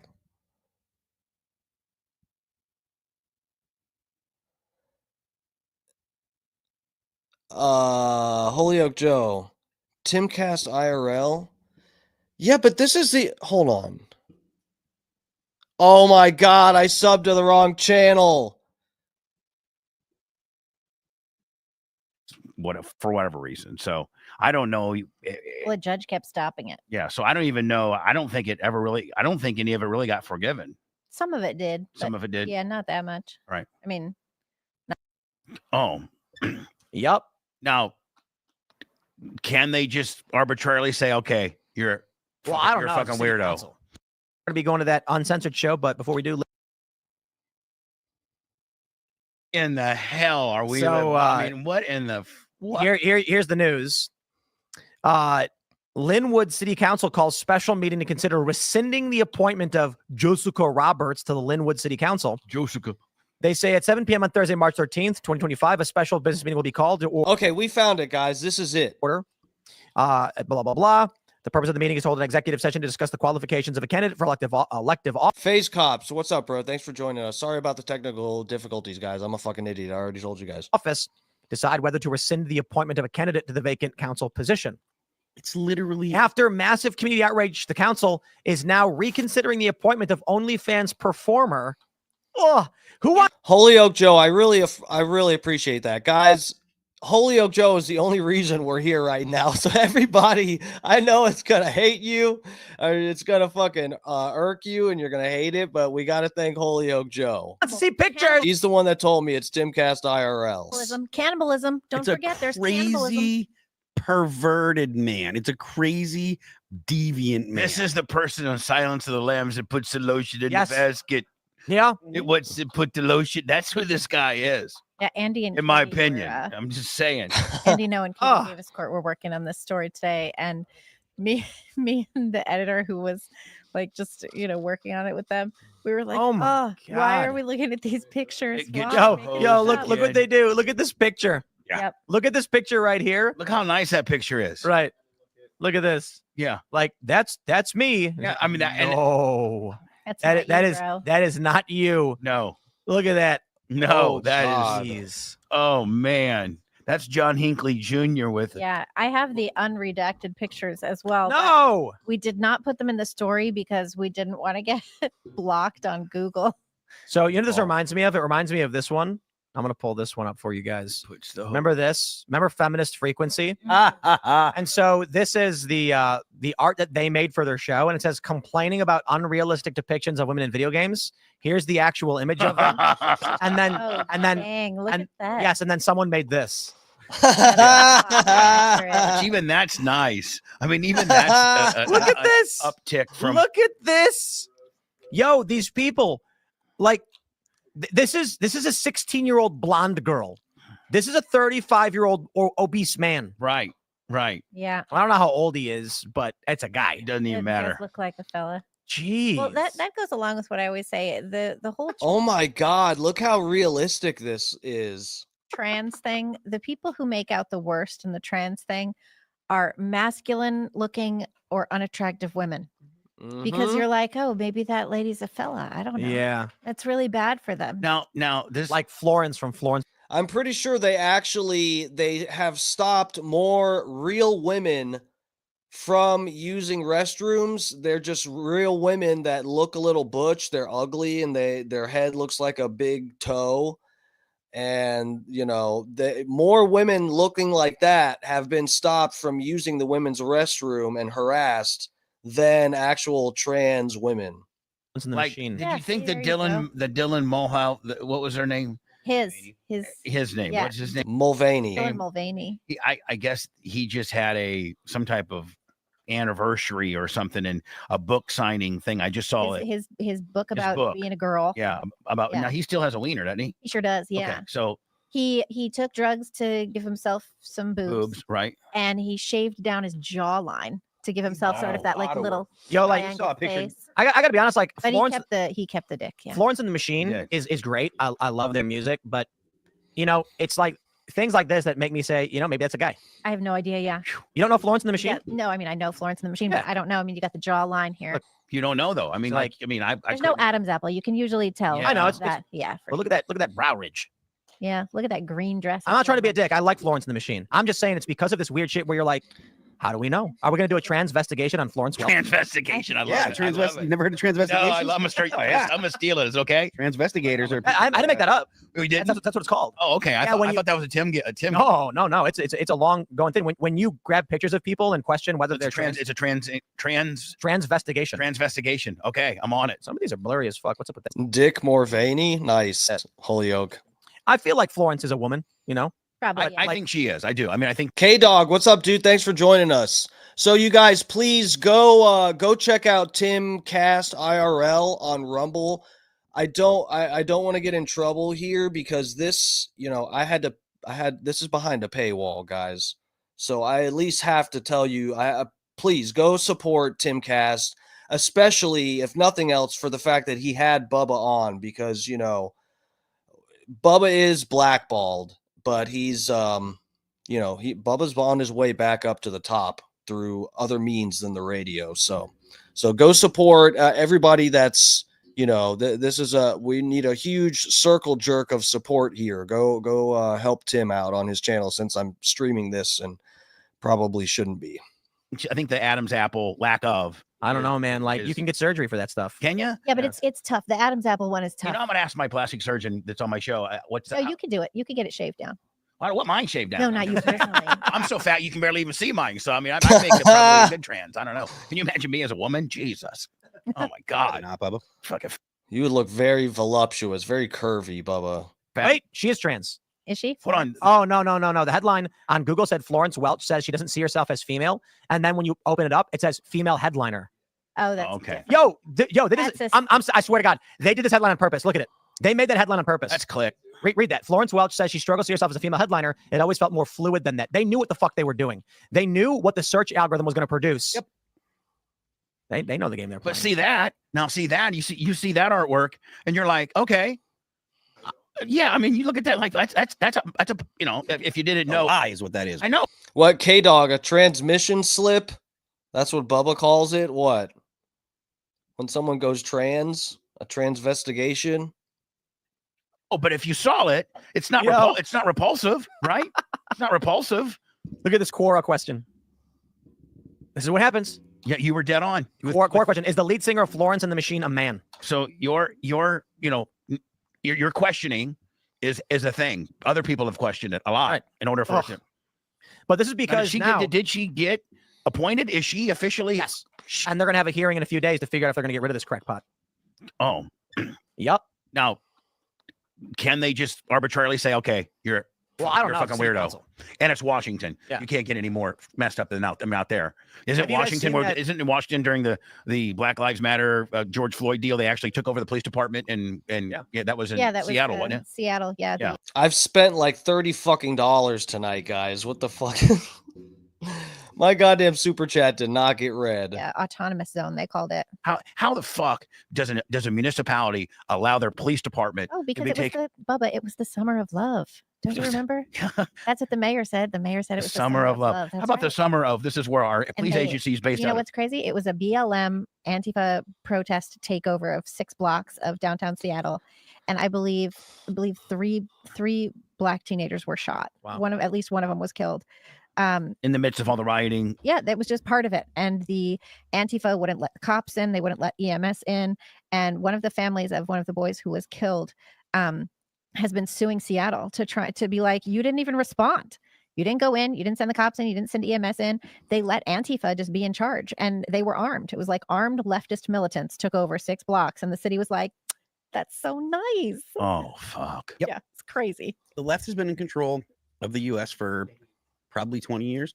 And they'll swear up and down that they haven't, but you think since the 70s? If you look at every major municipality. Holy shit, that's a good point. The fat pig. John Costeca gave $150. I saw his increments of 50. The last 2 super chats that you could see before the one I did was John Costeca. They were both 50. So I'm sure you're right. I'm sure he may have even done more than 150. I don't know.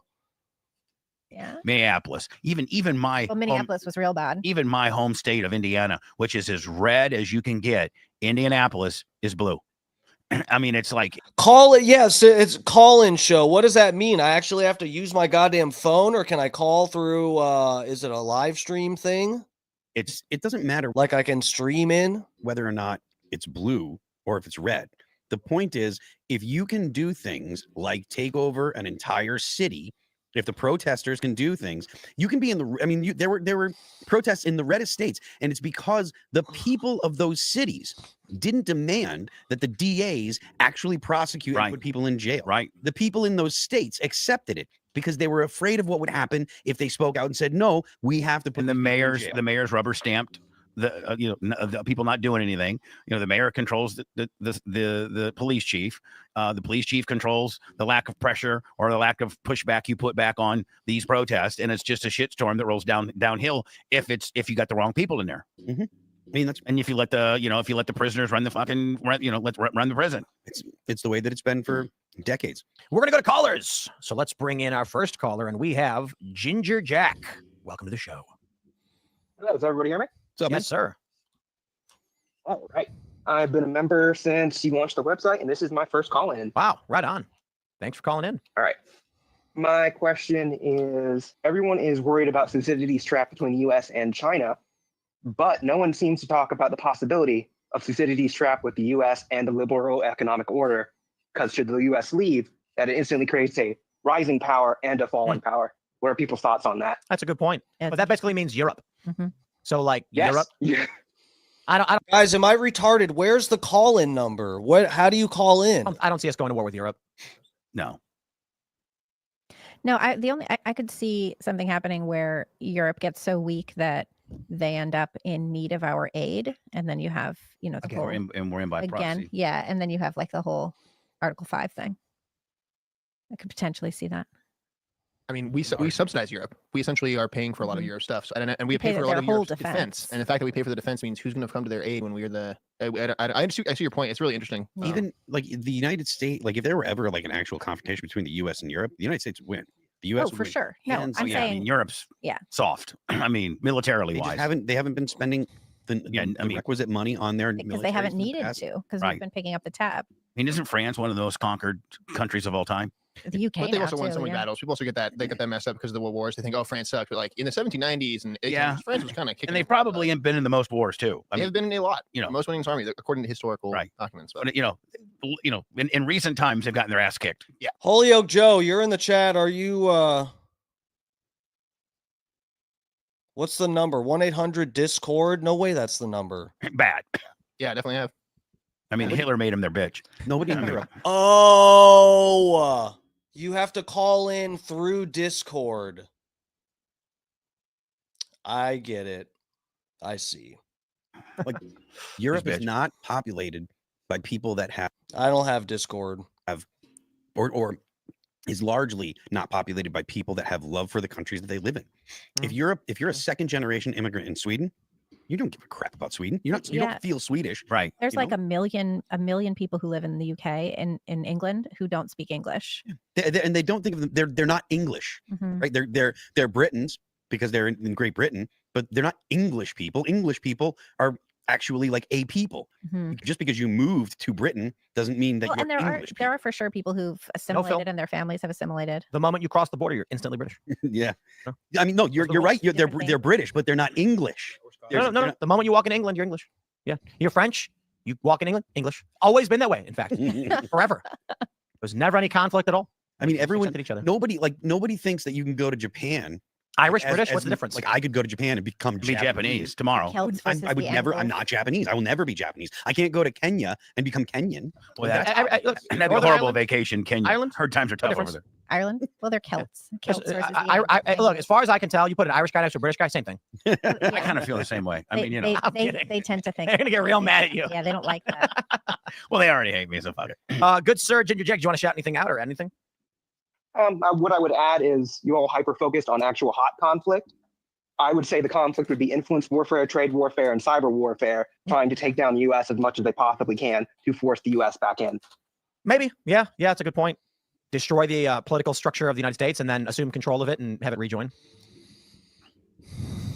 Oh, we'll see what happens. Yeah, I could see that. Can I shout out Ethan Klein real quick? As a No, personal off. I'm kidding. Go ahead. Possible culture war because leftists are trying to use CPS to take away his kids. Whoa. Why? That's awful. I mean, he's a Go look up shithead, but I content think news he's about fine to have Hassan, kids. That's why. Because of why? Hassan. But He like, went what's the all reasoning you're saying he against shouldn't have Hassan kids? because of the October 5th or 7th stuff from a while back. There's a whole like multi-hour video he did about all the Twitch promoting Yeah, no, I terrorism know that, stuff. but like, what is the reason they're saying he can't have his kids? I think it's like Zionists or kids stuff has related to that, and then they took it off. That's what I've seen a lot of stuff about it, but basically they don't like Ethan. It's simple. I get that. Yeah, I'm saying, like, if they're going after his kids, do they have any actual complaint? Did Ethan do anything? What's their argument? There's no argument at all. None. Okay, I get it. All right, man. Well, thanks for calling in. Cheers, bud. Cheers. All right, next up, we've got Malcolm. You are in the middle. Hello. Hello, Malcolm. Hey, Malcolm. All right, my question for everyone. A recent report by the Wall Street Journal citing HUD statistics found that as much as 14% of the 7.5 million FHA loans are currently in default. The Biden admin hid those numbers while providing more than 500,000 incentive or relief mortgage payments, presumably to prevent foreclosures and boost perception of the economy. What are your thoughts? What are the odds that Trump and team have a beat on this and are prepared to enforce delinquency foreclosures? If you know, they know. What was their percentage? About 14%, a million loans. That's a lot. Yeah. It's not as many as the 2008 crash, right? No, but still, I mean, That's that's crazy. it's a lot of delinquencies. It is a lot. I don't know that. I mean, this is the first I've heard of it. It wouldn't surprise me. No, Wouldn't surprise me one bit that the Biden would fudge the numbers to make it look better. I mean, 140,000 is, you said of 14% of a million loans? Which really no, 14% of 7.5 million loans. About a million loans total. That's a lot of that. No, that's a whole different number. Yeah. I mean, it is a whole different number, but a million, I don't think a million, you're dealing with, 330 million Americans and, the GDP. Okay, guys, so I'm fucking around with Discord. I do not understand. I've never fucked with Discord. I'm kind of trying to set up an account. Let's see how this goes. I don't know. It's giving me issues pulling up the thing to get the desktop version. I don't know what's going on right now. 29 trillion. So it's a lot and it's bad, but it's not, does it get into specifics as to economy kind of bad? The amount of the delinquencies, somebody could be delinquent $50,000 and somebody could be delinquent, $400,000. I mean, like the levels of delinquency. Not sure on that one. I know that a good number of them have debt to income ratios over 43%. Right. The only thing I would say is that it wouldn't surprise me that Biden would fudge the numbers in that manner to make himself look better or the party look better. Well, yeah, I mean they were fudging numbers the entire. And student loans has been his gig.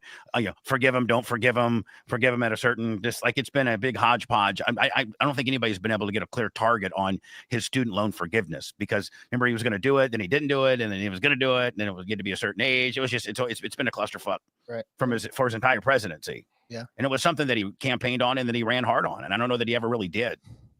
No. I think there's some minor stuff at a federal level, but didn't really do much. And that's kind of not really something he can do. But I know my girlfriend's son is in college, and at one time he came home when there was a big wave of they were going to get forgiven, and he was super happy. And then only a week later, it was like word around campus was they're not being forgiven, because for whatever reason. So I don't know. Well, a judge kept stopping it. Yeah. So I don't even know. I don't think any of it really got forgiven. Some of it did. Some of it did. Yeah, not that much. Right. I mean, not as much as they wanted for sure, but a bunch of it did. Do I add anything else? Yeah, I was just curious as to what impact it might have on the housing supply, as well as prices. I honestly, I do think that the number is too small to have a significant impact. But I mean, look, I'm not a housing sector expert. I don't know, but I think that because of the size of the U.S. and because the number of houses that are built every year and stuff, I don't think a million and the number of loans and mortgages that go out every year, I don't think a million is enough to actually like send shockwaves through the economy. Not that it's not important, not that it should be blown off, not that it should be ignored, but I think you'd need more defaults for it to actually have an impact on the economy. I think the interest rate's going to be a better indicator as to where the housing market's headed. I mean, they got to get that down. Yeah.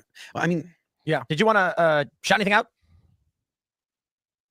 Yeah, I guess shout out to the homies in the Discord VIP. Right on. Thanks for calling in. Cheers, man. All right. Thanks, guys. So we have a Rumble rant, from THD Money. Said, Tim, why didn't my $70 rants during the episode get read?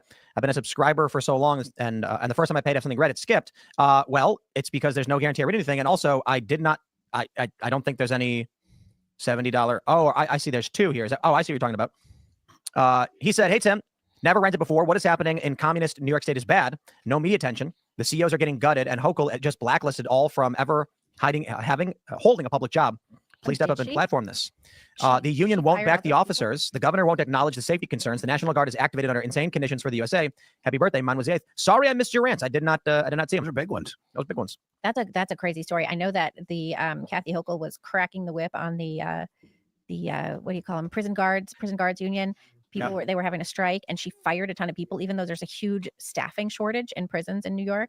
But I didn't know that she had made it so that they could never hold public office. That seems totally out of control, insane, and not legal. I was going to say, not even legal. Like, what did she take away their 2A rights too? Like none of that seems legal. She pulled their certification, how do you do that? Like, uncert them or something? You can't do that if they passed all their exams. Right. I mean, unless they've done something unethical or, all they did was strike because the shifts were too long, and things were getting things were dangerous in those prisons. People are getting hurt. Let's jump to the next caller. We got Mad Stork 91. What is up? Not much, guys. Thanks for having me on. I've been watching you, Tim, since just before Carl had you on that interview in a hotel. Appreciate it, man. That's a long time. Yeah, it's been a while. I was living in a whole different country since then. Anyway, my question is wind turbines are horrible for the environment, and they're just crap. They're kind of getting some recycling going on with them, but they're pretty much crap right now. But VOTs, which are a completely different type of wind turbine, and you can Google them and whatnot. How do you spell that? VAWT. It's a vertical axis wind turbine. So instead of them being horizontal, spin around like vertical axis wind turbines. Yeah, like yeah. a helicopter. So they're a completely different type of wind turbine, Oh, okay. and they can be small enough to just kind of supplement your power overnight, because this is energy generation at night, or they can be big enough to power quite a small How does it grid kind spin? of thing. What? That's crazy. Yeah, but how does the wind catch it? Right, that's what I'm saying. Yeah. So the question I have is basically all the laws are passed so that people don't put up those horizontal axis wind turbines in neighborhoods and stuff. And how do you guys feel about essentially passing laws like Texas has with solar panels so that cities and HOAs and all of them can't basically make that illegal? I don't know. It's a complicated question. I don't know why they ban these. Is there some kind of reason why this is banned? Maybe because it takes up more area. I don't know. Yeah. It seems like it kills more birds. Maybe it's No, like they're tiny and they actually have no impact. Oh, okay. Maybe it's like when they banned hemp just because it was making cheaper paper, and so the members of Congress who it is tiny, but look at the cables on top. At least this photo, that takes up a lot of area. Yeah. So it is And shorter. It could be special interest. I mean, it could be some. Yeah, exactly. It could be that some huge corporation has the contract on. So they lobbied their people and they were like, make these illegal. Yeah, exactly. Yeah. I mean, we don't know. It looks like it would maybe work better. Yeah. There's a lot of different things, but the main thing is the horizontal wind turbines need to go up 30 feet. So there's all these laws against having things like that, because the 30-foot pole for a horizontal axis is basically too much of a problem. And the vertical wind axis, essentially, you can put those on the top of a gable on your roof.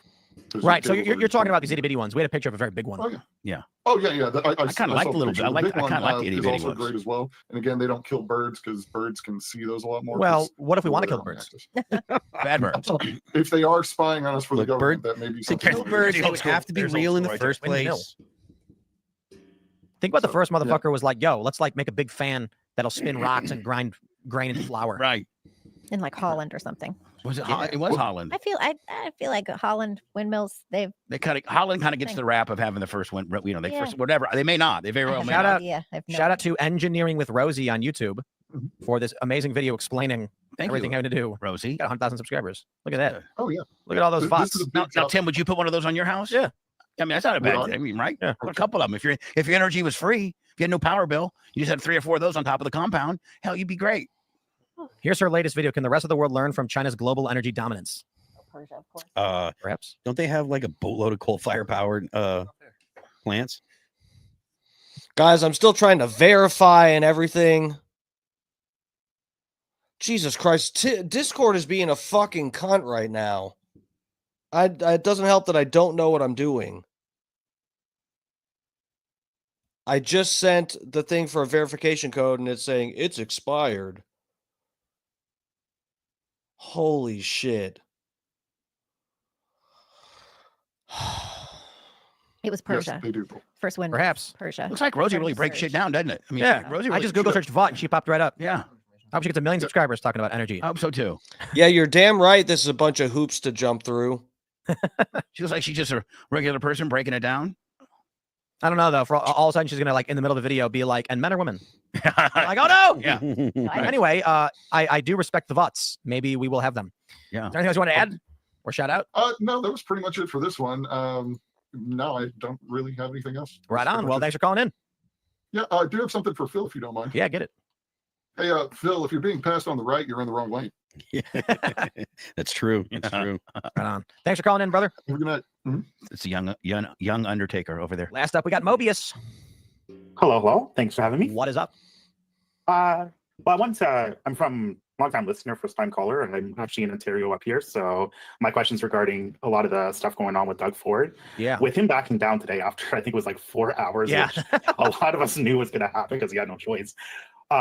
What is your take on what the escalation could be? Like, I know a few shows ago you mentioned that you're all for the states just taking Alberta. Ontario is a much bigger province, a lot more people, and we're weirdly divided between Liberal, Conservative, and NDP. What do you think about if it escalates Trump and like setting his sights on Niagara Falls and where it goes from there? Like, would he actually set his sights on Ontario as a whole? Would he look at small parts? And if he were to take it, would it become its own state? Would it become an extension of New York? New state. Trump. His statement earlier was actually pretty serious about taking Canada. Yeah, I didn't like it at all. It was much more serious. He was like, "We are going to take it." Bro, Discord is giving me so much shit. This is fucking stupid. It's saying my email doesn't exist, but they already sent me emails.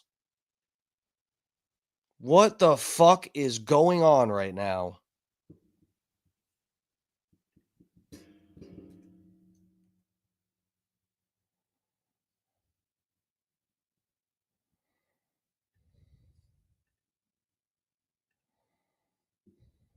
Oh my God, you got to be kidding me.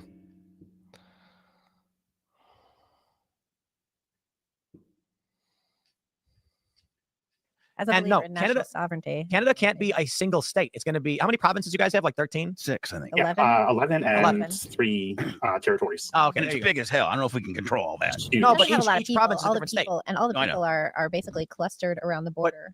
Right. And what we need to do is we can't just we can't do a thing where we say vote because there's too many liberals. What we need to do is conquest. So the conservative people in Ontario side with us and greet us as liberators. We then imprison and enslave all the left Canadians, then make it a state and only grant voting rights to the conservatives. I was syndicated in Peterborough. He just said last call. Okay. Idea.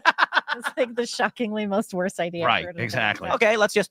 Brian from Philly up in the chat. What's up, bro? Thanks for joining us. Yeah, dude, we're just reviewing Bubba being on Tim's show.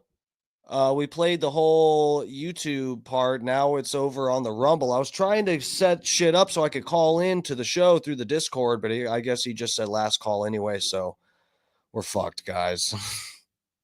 It's all right. Take the whole thing and make them a vassal state where they're slaves. I like the idea of leaving Canada alone as a good ally and having friendly and Good ally. trade relations. Do you know how much poutine they have up there? They won't give us.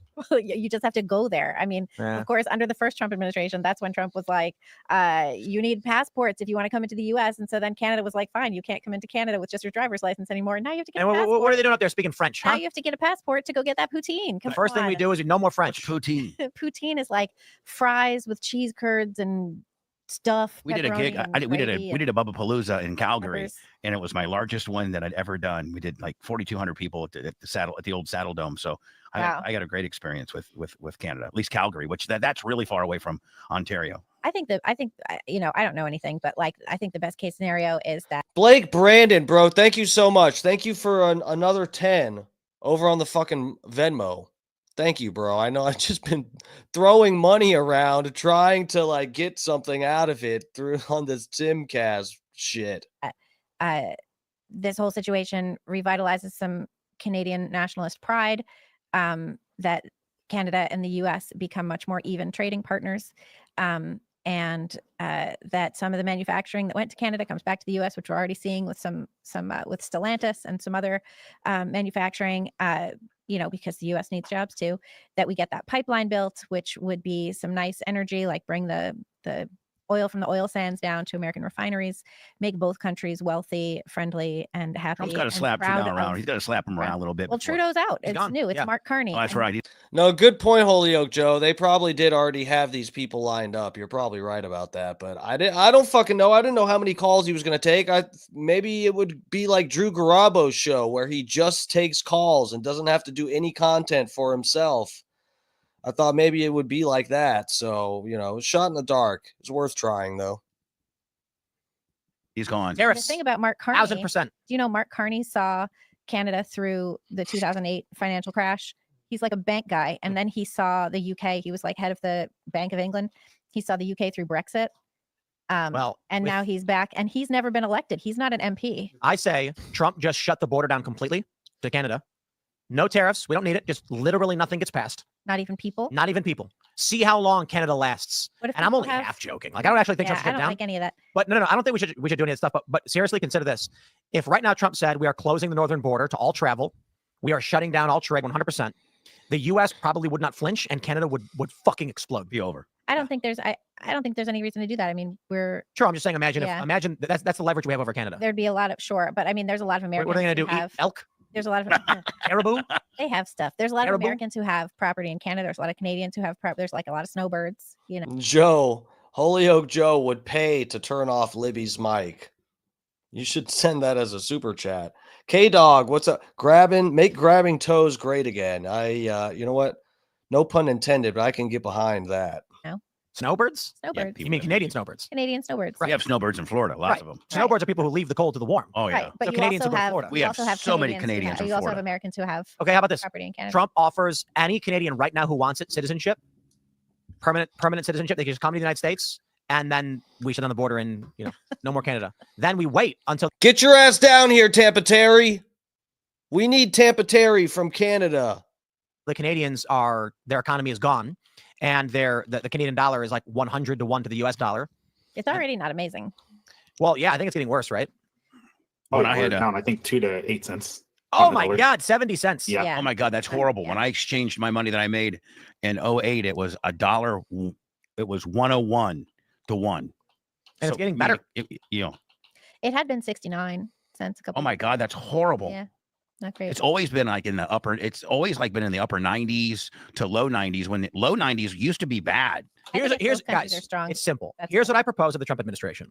What they need to do is dress up a handful of U.S. special forces as Canadians, and then have them stage a false flag terror attack on American soil, which would result in Donald Trump declaring war on Canada. The false flag, of course, giving us a casus belli for an invasion because we have to liberate, the people of Who do we Canada. invade? Who do we go for first? Which guys, I need to set up. I guess I have to bend to the will of the rest of the internet and set up a goddamn Discord so that I can call into bullshit.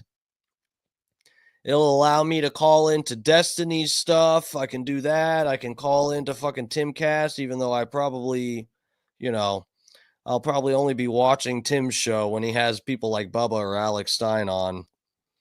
But anyway, fucking, I might have to set up Discord, guys. I don't know. Everybody's on fucking Discord. You mean which province? Yeah, probably Toronto. Ontario. No, we go to Alberta. No, you Okay. wouldn't Because want they to would grade us as attack liberators, and we'd split the country in half and I don't cut off their think they trade. would. I don't think they would. I think Canadians love their country. I don't think you get the joke. I get it. I get it. We would split the country in half, cut off their supply chain, and then Vancouver falls in 2 seconds, and then we start moving eastward. And I then would support a plan where California, Oregon, Washington, and British Columbia all become one country and leave the rest of us the hell alone. That would be nice. Just that little strip. They'd get let that strip join Canada. Yeah. No, just that little strip becomes its own country, and we don't have to have Or anything to join do with it. Canada. Either become their own or join Canada. It's the same thing. You're getting the fuck out. I think of our Trump should invade California. That's not a bad idea. way. I think he's honestly, God probably thought of it. Yeah. Bomb California. He hates California. Occupy California. Tried I to mean, invade, and boy, was he having a heyday on those wildfires. He was just Portland, rather. telling them how fucking stupid they were. And, you got to get the water. I mean, he was just really. Protecting the Maybe bush. what we can do is Trump can Bomb the hell out of them. create a gigantic statue of himself made of wood like this, and then we drive it up to the border of Canada and present it as a gift to the new prime minister. And then when he brings it behind his city walls, a bunch of Trump supporters jump out and like Troy, like the way the Romans did, and then You don't even need to bomb California. All you have to do is just light a fucking match and walk away. The whole place will go up in flames like that hospital scene from the Joker. they just jump out of him and start whipping some ass. I don't know why Colton Settle in the Discord said Trojan horse, but Yeah. there we go. Anyway, Mobius, did you want to shout anything out or anything? Yeah, I'd like to give a shout out to Bama, X, Wiz, and Hia. They run a server called the Girthy Bon Airs. I met them through your No one knows what the fuck you just said, sir. Timcast Discord, and we were playing Path of Exile 2 for a little while. They really like Baldur's Gate 3, and right now they're hooked on Monster Wild, so shout out to them. Sweet. If you're into those games, look up the server. All right, thanks, guys. That was hilarious, and have a good night, everyone. Thanks for calling in. Good night. Thank you. It's been a slice, Mr. Bubba. Thanks for hanging out. Thank you very much for having me. Absolutely. I'd love to come back. I got a documentary coming out in probably the second week or third week of May called "Video Killed the Radio Star," and something that I'd like to share with you one of these days before it comes out. I think you'd it's not only a play. It not only gives you the behind the scenes of the infamous Here we go, guys. Hogan sex tape, but it shows how the U.S. government used it to weaponize against Donald Trump. My sex tape was used to try to get Donald Trump. Yeah, crazy. Yeah, I mean it's Timcast shit. It's All right. It's some really good stuff. And by the way, thanks again for having me. I appreciate Yeah, thanks for coming. And for everybody else, we're back tomorrow morning at 10 a.m. Don't miss it. We'll be live. Thanks, Frank. Tim, you made bank with super chats because of Bubba being on. You better have Bubba on there when his fucking documentary comes out. We'll see y'all tomorrow. Jesus, that was the uncensored show? It wasn't very long, right? It was less than an hour. All right, guys, we made it through the whole fucking thing. How about that? And my laptop is almost dead. Oh, God, nips are out. All right, ladies and gentlemen, this has been fun. The traps are kind of popping for no reason at all. God damn, what the fuck's going on? The shoulders and the biceps. Look at the fucking striations and stuff. God damn. All right, guys. Well, I'm going to go jack off. I hope you guys have a good rest of your night. Get some fucking sleep. I'll see you guys in. Well, is Bubba's show on tomorrow? Or are they doing a best of? Are they live tomorrow? Anybody in the chat? Do you guys know for real? Does somebody know? If God, fucking Discord bullshit. If they are live? Yeah, they're live. Okay, so I will see you guys in the Bubba chat in the morning. I'm sure Bubba won't be there, but it'll be them. I'll probably call in. I'd like to. I wish I could have called in tonight, guys. That would have been cool. What I wanted to do, if I could have figured out the Discord bullshit and I wasn't retarded, I would have called in and asked them to debate about abortion. Because I know Alex Stein wanted to see that happen. We got to, it would have been cool to stir the pot a little bit. Oh, cool. Tuttle's on tomorrow. That's cool. They are live tomorrow. Thank you, guys. I appreciate it. All right. Please hit the like and subscribe button for me, guys. You know I'm on here slutting it up 5 nights a week. That's 5 more nights a week than I should be on here slutting it up. So I appreciate all the support. Thank you, guys. The guy Blake Brandon, Adam Wiley, thank you guys for fucking hitting up the PayPal and the Venmo. I really appreciate it, man. I really fucking appreciate all the support, guys. I try to put in work on this shit. I'm not just on here, stroking it. I do that when I get off a stream. But yeah, please, guys, check out my parody songs. If you're new around here, I see I got decent numbers tonight. I can't see exactly where everybody's at, but I imagine I do have a decent amount of people on YouTube right now. I only got the total here. I'm streaming 3 different places, so I don't really know where everybody's at. But please hit the subscribe button on my page. And if you're new here and you don't know about my parody songs, you have to go to my YouTube channel and check them out. I got a P. Diddy parody. I had a Kanye West parody that was on YouTube, but it got deleted. So you have to go to Twitter or Rumble for that, but it is worth it. So go give it. It got deleted from YouTube, so it is worth it to go give it a watch. So go check that out. All my regulars in here, thank you guys so fucking much. White Iced Tea, Dutch Duke's up in here. Fucking GAY. Yes, I am. All right, guys.